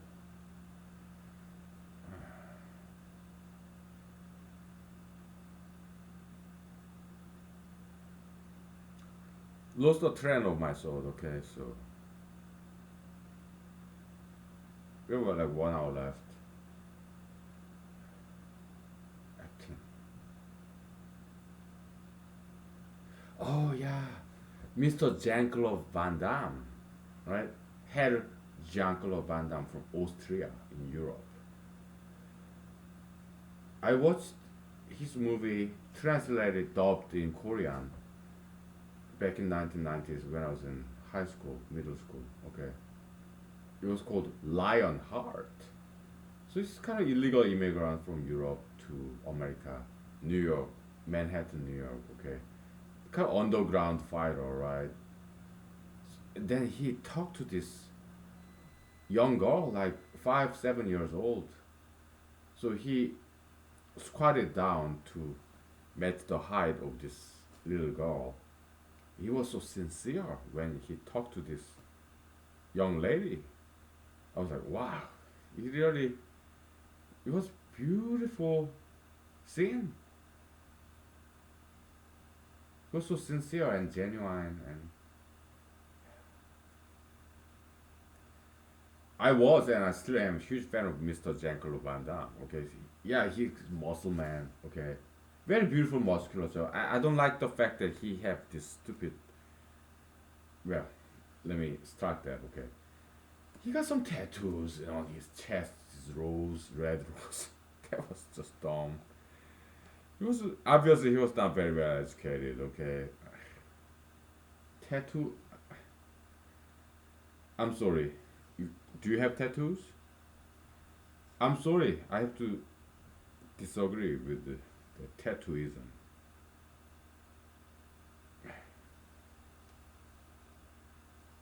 Okay, let me disprove tattooism. Okay, logically, right? We may disagree. That's fine, but we should never be afraid expressing our ideas and opinions. We should not be afraid of disagreement. Why? If we are afraid of disagreement, then everybody will be the same, monotonous, uniform, just like North Korea. Is that your vision of America? Are you afraid of disagreement? Liberals, Democrats, come on. You're about diversity, right? Liberals, Democrats, you're half of America. You're liberal, Democrats, right? Half of me is very much liberal and Democrat. Maybe 49%, okay? Because I'm registered Republican, okay? So. You have a diversity. Difference. Yes, disagreement. If you believe in something and somebody else believe in something else, that's diversity. Because you and he or she are different. Disagreement, difference, diversity is same thing. Okay? Diversity of opinions, ideas. That's American spirit. It's not a uniformity. No. Do you want America to be an America? Do you want America to preserve and protect its American freedom and liberty? Then you have to listen to me and hear me out. Or tolerate me.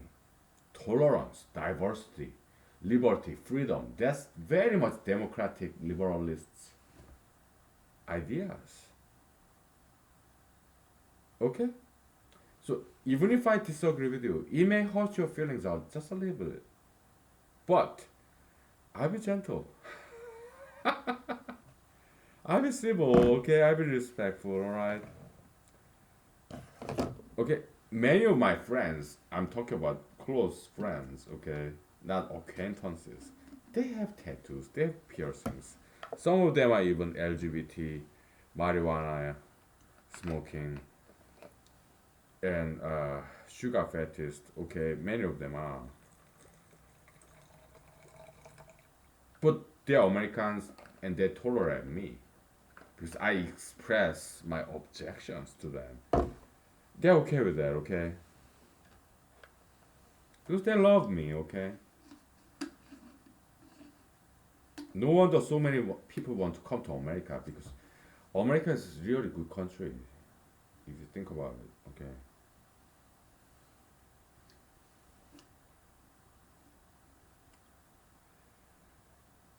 I think it still is.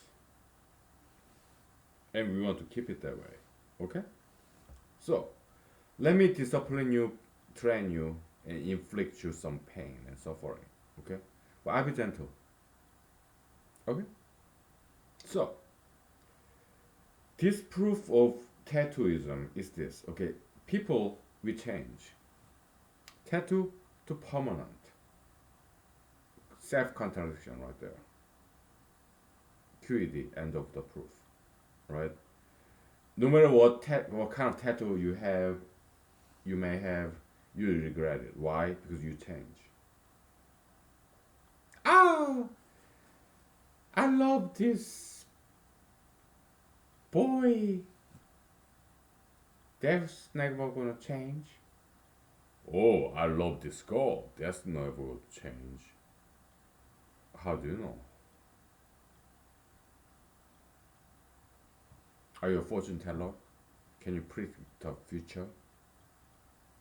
I don't think so. Okay. Ah, yeah, the tattoo removal plastic surgery. I think that's one of the few good plastic surgery.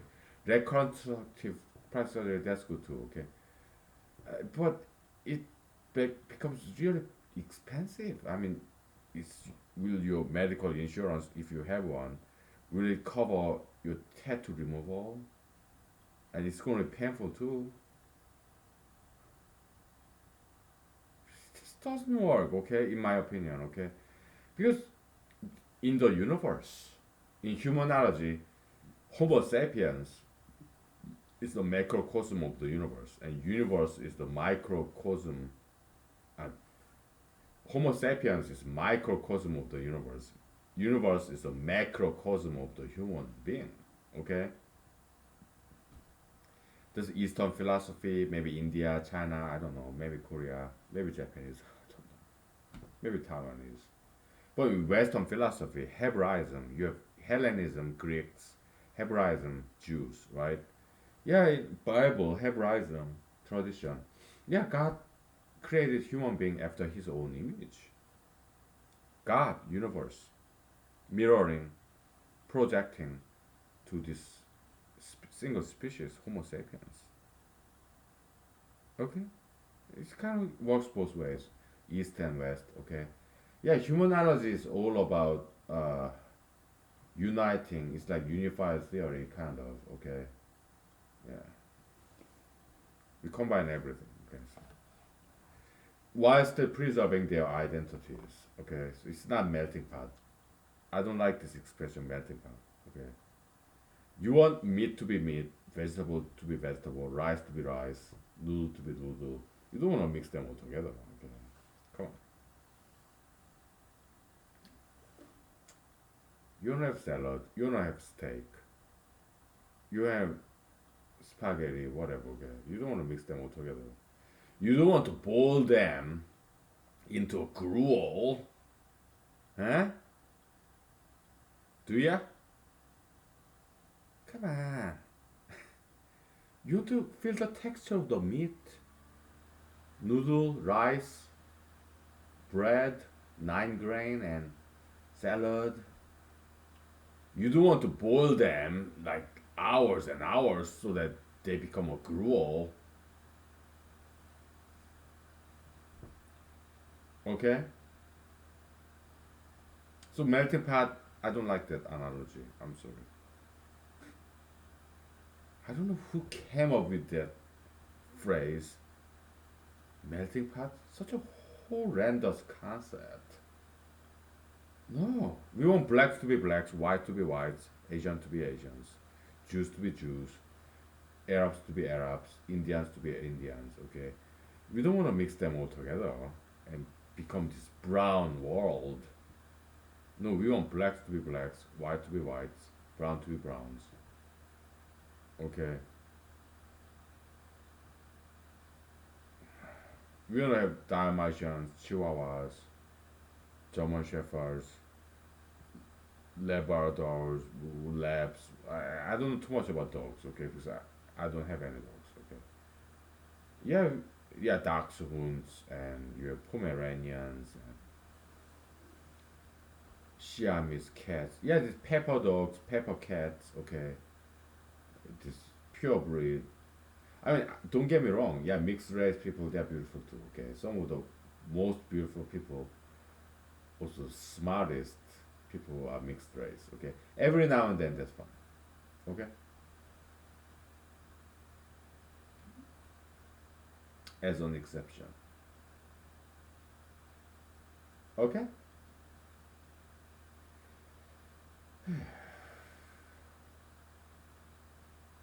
So yeah, in the universe, the only constant is change. I'm quoting from someone else, somebody else.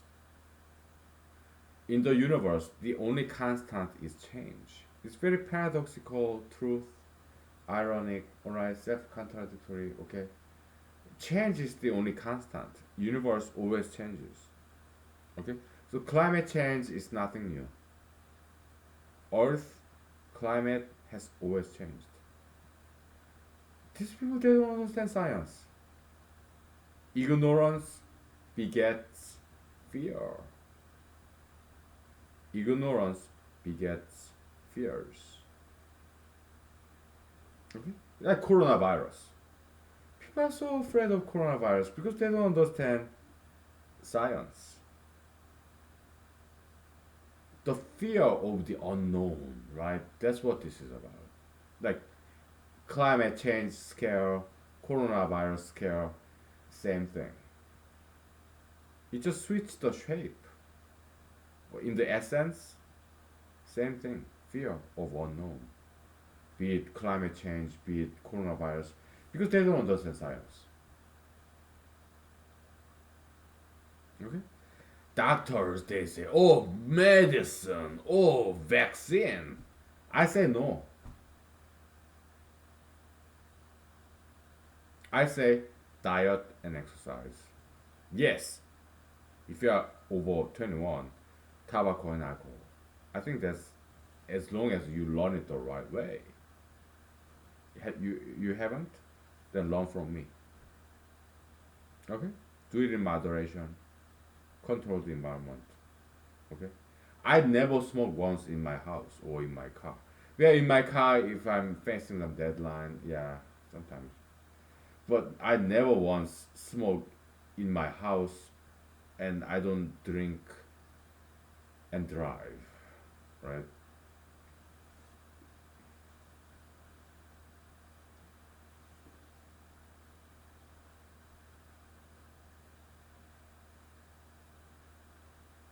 And I don't drink and become violent, right? Because I learned how to drink the right way. I learned how to smoke the right way, okay, from my parental figures, okay, so yeah. Doctors, they say, oh, smoking, cigarettes, tobacco, alcohol, that's bad. I object. I say what's bad is tattoo, piercism, sugar fatism, gayism, marijuanaism. I think that's what's bad. Yes, plastic cosmetic surgeryism, elective cosmetic surgeryism, bad. All these prescription drugs, unnecessary surgeries. I call that bad. Okay? What I advocate for is diet, exercise, martial art, dancing. Yeah, some controlled cigarette, tobacco, and alcohol. Yes. Okay. Look at me. And look at President Trump, who never smoked cigarettes, who never drink alcohol. Look at President Barack Obama, who smoked cigarettes, who drank alcohol. And look at President Trump, who looks better, who's healthier. Look at President Trump. Sugar, fat, yeah, cakes, ice cream, pizza, cheese. That's President Trump, obese, very overweight. Look at President Barack Obama, lean, fit, muscular. Look at his wife, First Lady Michelle Obama. Very fit, very beautiful, very healthy. Because she advocated for, she exercised, she practiced what she preached. She walked the talk. First Lady Michelle Obama, African American lady. Exercise and diet. Okay? As opposed to President Trump's first lady. I mean, I think she went through some plastic surgery. Okay, I don't like those plastic surgeries. Two daughters of President Trump. I think they went to plastic surgeries too. Yeah, the chest enlargement,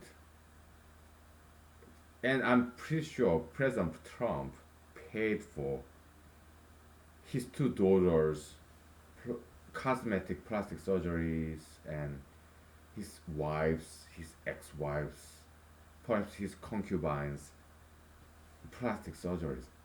That's your president, President Trump.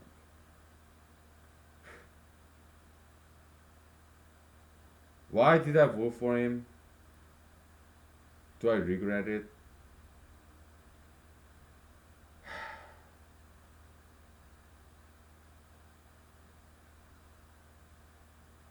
I didn't just vote for him, I prayed for him too. I almost cried when he got elected, okay? So, do I sometimes regret it? Yes. Sometimes I do. I did vote for him because I wanted to be entertained. and he's funny, right? But he's not quite a good role model, okay? But what other choice did we have? Ex Madam Secretary, ex First Lady, Miss Hillary Rodham Clinton. That's the other only alternative. This lady, I mean, she's beautiful. She's blonde. Perhaps not very smart. Okay. Yeah, she went to Yale Law School, but that does not mean anything. You know, people, employees of President Trump who went to Harvard, Yale, Stanford, MIT, those credentials doesn't carry any weight in humanology, in the eyes of humanology. Okay, why? Because they obey, they do homework. They're not quite leadership material. Okay, they're leaders, not leaders. Okay, just obey, do what they tell you, right? And President Trump, he put all those Yaleans, Harvardians, Stanfordians to secretary. Yeah, this West Point generals, secretary of something, right? That's your President Trump. He's elitist. Look at all those people that he hires to be top of the department. He's not like you, not like us, the rest of us, 99% of us. No, he's all about elites, rich people, okay, obeyers, leaders, not leaders, okay, not creative individuals, people who just repeat themselves, repeat the past. That's your President Trump. I'm sorry, okay? So I'm running against him as a Republican presidential candidate in this year 2020, November. Fat chance, right? I know. But I had to do it. Why? Because I believe I can do better. That all of them in the White House, Washington D.C. combined, I believe I can do by far better than he can. He has. His people have. Is my English correct enough grammatically? Plurals and past tense. What? Present tense, past tense, and what's the halfway in between? Like past participle something?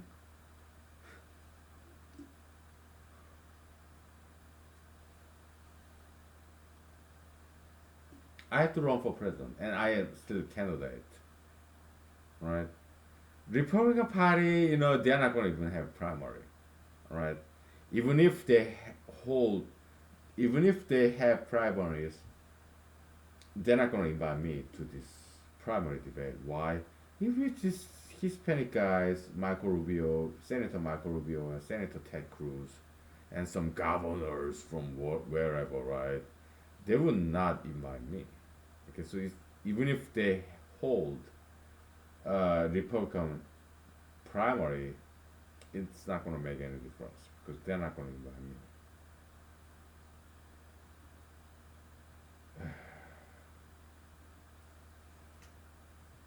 Okay, I'm ambitious, but I'm not delusional.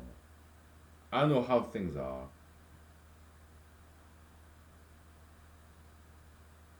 Okay,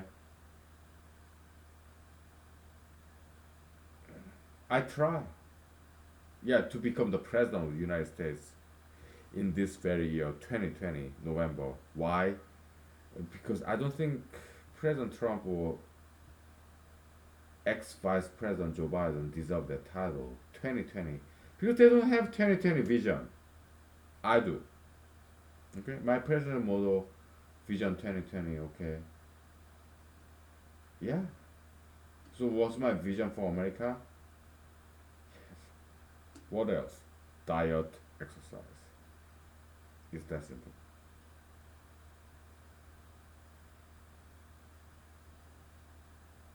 Yeah, yes, totally.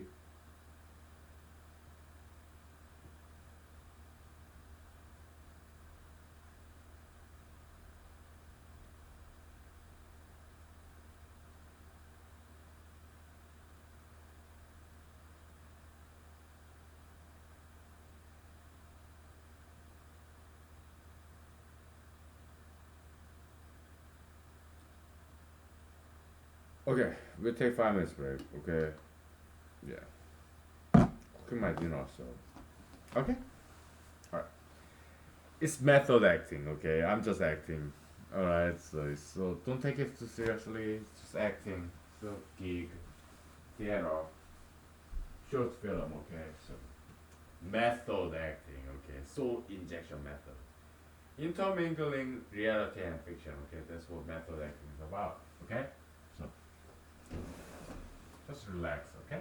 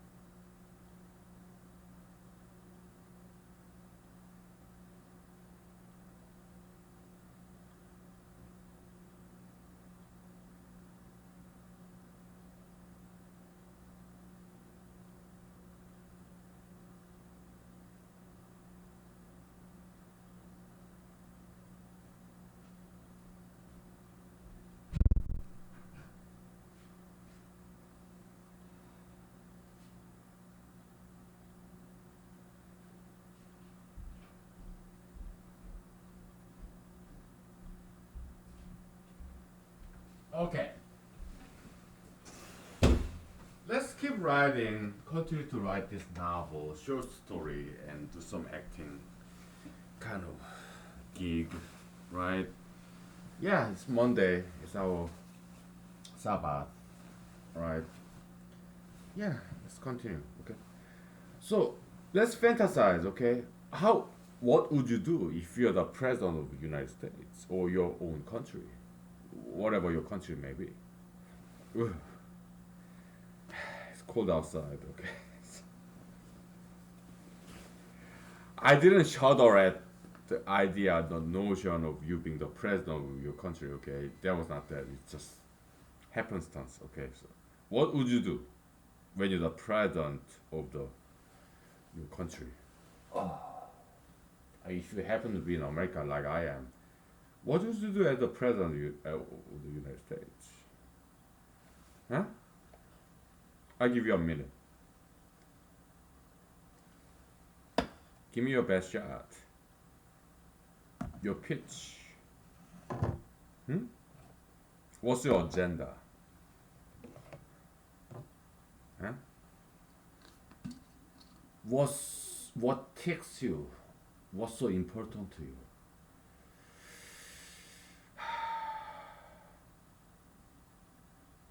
What would your presidential daily life would look like? Yes, in Washington D.C. White House. Hmm? How would you structure it, your daily life as the president of the United States in Washington D.C. in the White House? How would you structure your daily life? And what would you say to the world? To Americans and to the world? Hmm? You're the president, so everybody pays attention, right? So how would you make use of this position of power? Hmm? Think about it. Because you may as well be one day president of the United States. Who knows, right? I would vote for you, and I might, depending on what you stand for. Okay. If you stand up for some causes that I agree with, then I'll vote for you. All right. Otherwise, I won't. Okay. Yeah. Perhaps even if I disagree with you on some issues, if you demonstrate to me that you can lead, I'll vote for you. Okay? I can tell you that much. Now, the table has turned around. I'm running for president. I'm an official candidate because I filed to Federal Election Committee. Okay, so you'll be able to find my full name, my email address, my residential address right here, and my cell phone number is a matter of public record. All right, so you'll be able to find that. Okay, because I'm official candidate of United States presidency for this year, 2020 November. I'm serious. Okay. Yeah. Now, how would I do it? Because table has turned around. Okay, we'll turn around the table right back to you. Okay, I give you a minute. Okay, give me a pitch. What's your dream? What's your agenda? What's your vision for America? Tell me. Tell us. Okay, I give you a minute. All right. So I want to drink.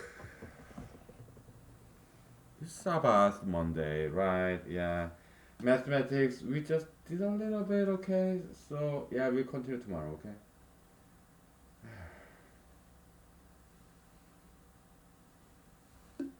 Typically Monday we don't do any mathematics. Why? We want to take a break, okay? Come on. There's more in life more in life than mathematics, outside of mathematics, okay? So, okay? My dinner is getting ready, so I'm getting sleepy. So I gotta get back to work tomorrow. Okay, so we have like 30 minutes left. All right, so I give you 1 minute, one more minute. Okay. Yeah, tell us. What's your American dream? What's your vision for America in this year 2020? Do you have 2020 vision for America? And ex Vice Joe Biden, President, ex Vice President Joe Biden, or President Trump, I don't think they have 2020 vision. I don't think they deserve this title of being elected again or new as a president year 2020. I don't think so. Okay, I think I deserve it.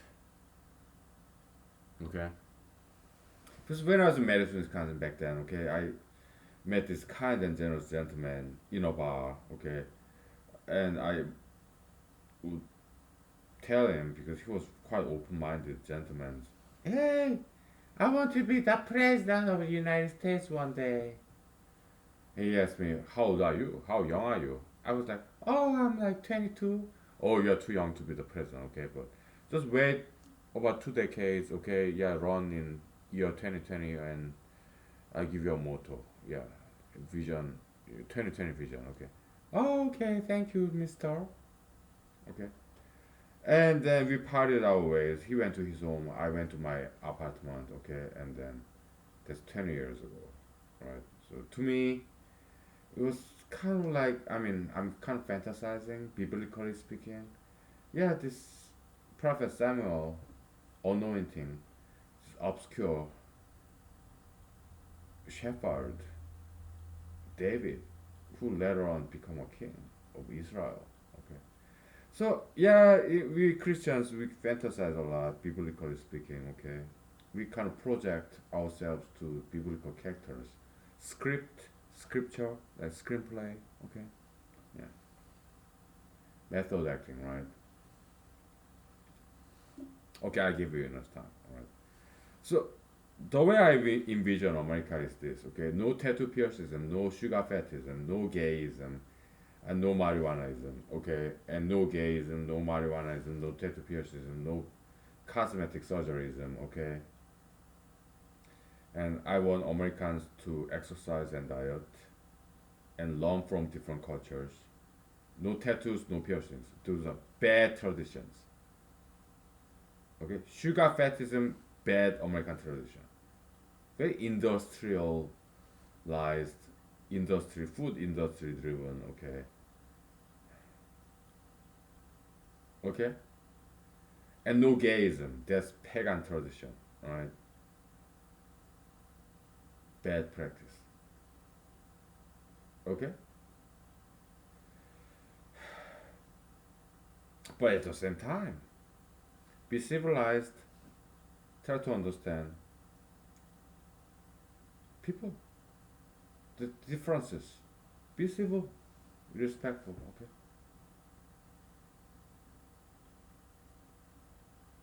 Okay. And we are coronavirus. If I become president next year, January 2021, I'm fantasizing, imagining if I get elected to be the president of the United States. Yeah, there is still coronavirus sticking around. Maybe I'm gonna sing them a song and start dancing. All he wants to do is dance, dance, dance.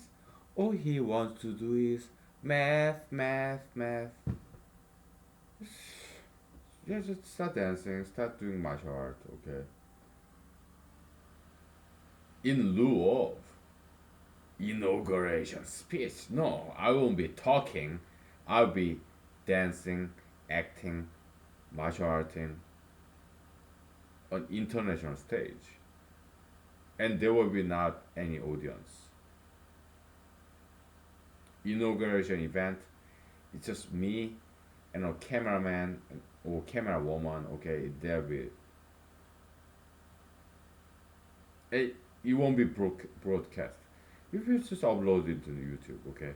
If I'm the president next year, for you, vote for me this year in November, 8 months from now. 7 months from now, nothing will change. I will only work 40 hours a week, Monday to Friday. That will be it. Why? Because I work smarter, not harder. It's a phrase I learned from when I was in the U.S. Army back in the days. Okay, work smarter, not harder. Okay, so I'm not gonna work more than 40 hours a week.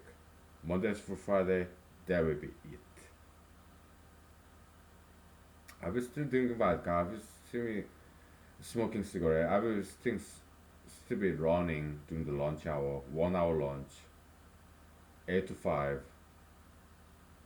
12 to 1 hour lunch, 50 minutes in the morning break, 50 minutes in the afternoon no break. Okay, so yeah, I will working less than 40 hours a week. All right,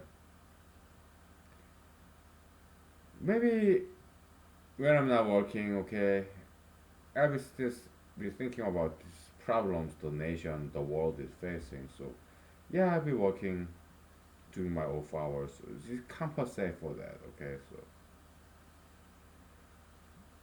there's something I learned from my bosses, past and present. Okay, so yeah,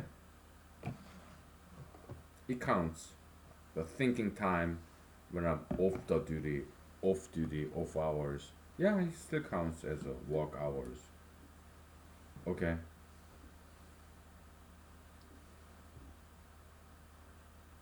If I'm the president of the United States, nothing will change. Okay. Just like the Beatles says across the universe, nothing's gonna change my world. Nothing's gonna change my world. Nothing will change. Okay.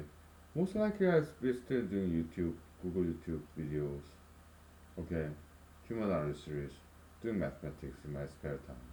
Just 40 hours a week. It's not the quantity of work, it's quality of the work. Work smarter, not harder. Alright? President Trump, his people, his employees, they don't know that. It's just elitists, okay? Just work, work, work, more hours. So they become overweight, right? His two daughters, his current wives, concubines, ex-wives, plastic surgery, right? That's like they either become obese or plastic surgery. President Trump and his people, right? They're ultra interracialists. Okay, all these ethnic men that he employed married beautiful young white girl, Caucasians, blonde hair. That's he and his people, okay, and his son-in-laws or daters-in-laws. President Trump, okay, horrendous, right?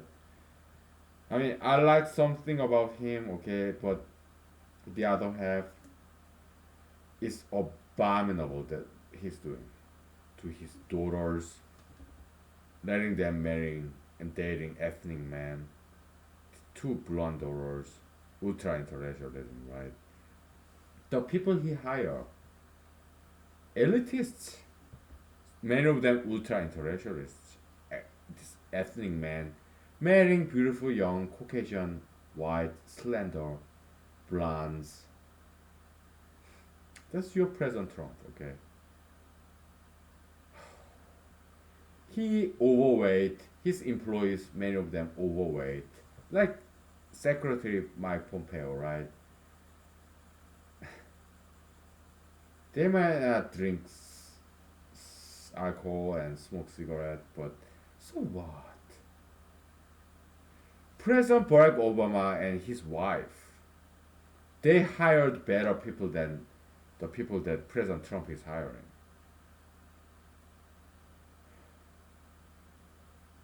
President Barack Obama and his wife, First Lady Michelle Obama, no plastic surgeries, no sugar fatism. Yeah, they may drink alcohol and cigarette, I mean smoke cigarette. They exercise, they are runners. Diet and exercise, they did that, okay?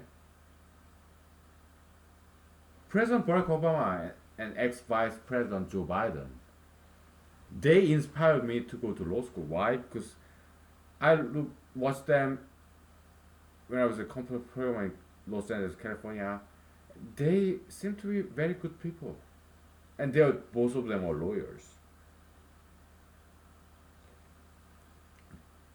Mr. Joe Biden, Senator Biden, Vice President Joe Biden. Okay, he went to Delaware and he passed Delaware bar business law, one of the most difficult state bar exam to pass. Delaware business law. He went to Syracuse Law School and he passed the Delaware bar. He was a Delaware lawyer. And when he debated, yeah, the governor, ex-governor Sarah Palin, who I never met. I wanted to meet her, okay, but I never met her, okay. Even though she and I live in the same town, okay, I never once met her, okay. I heard about her, I met her friends, but I never met her personally. But I want to, okay. So when Mr. Joe Biden, Senator Biden, debated Governor Sarah Palin, I was impressed. He was so knowledgeable. Miss Sarah Palin, okay, yeah, she is cool too, okay. I heard many good things about her here in Alaska and back in there when I was in Fort Hood, Texas. Yeah, I'm pretty sure she's very smart, okay. But I was very impressed about this Vice President Joe Biden, okay, in that debate, vice presidential debate. I was very impressed, okay. President Barack Obama, okay, yeah, I was impressed about him too. Okay, so I appreciate Democrats, liberals. Okay,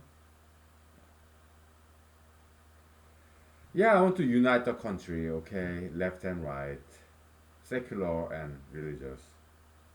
Okay, all right. I see you tomorrow. Okay, I see you tomorrow. I will do some mathematics tomorrow. Okay, thank you. Good night. Bye.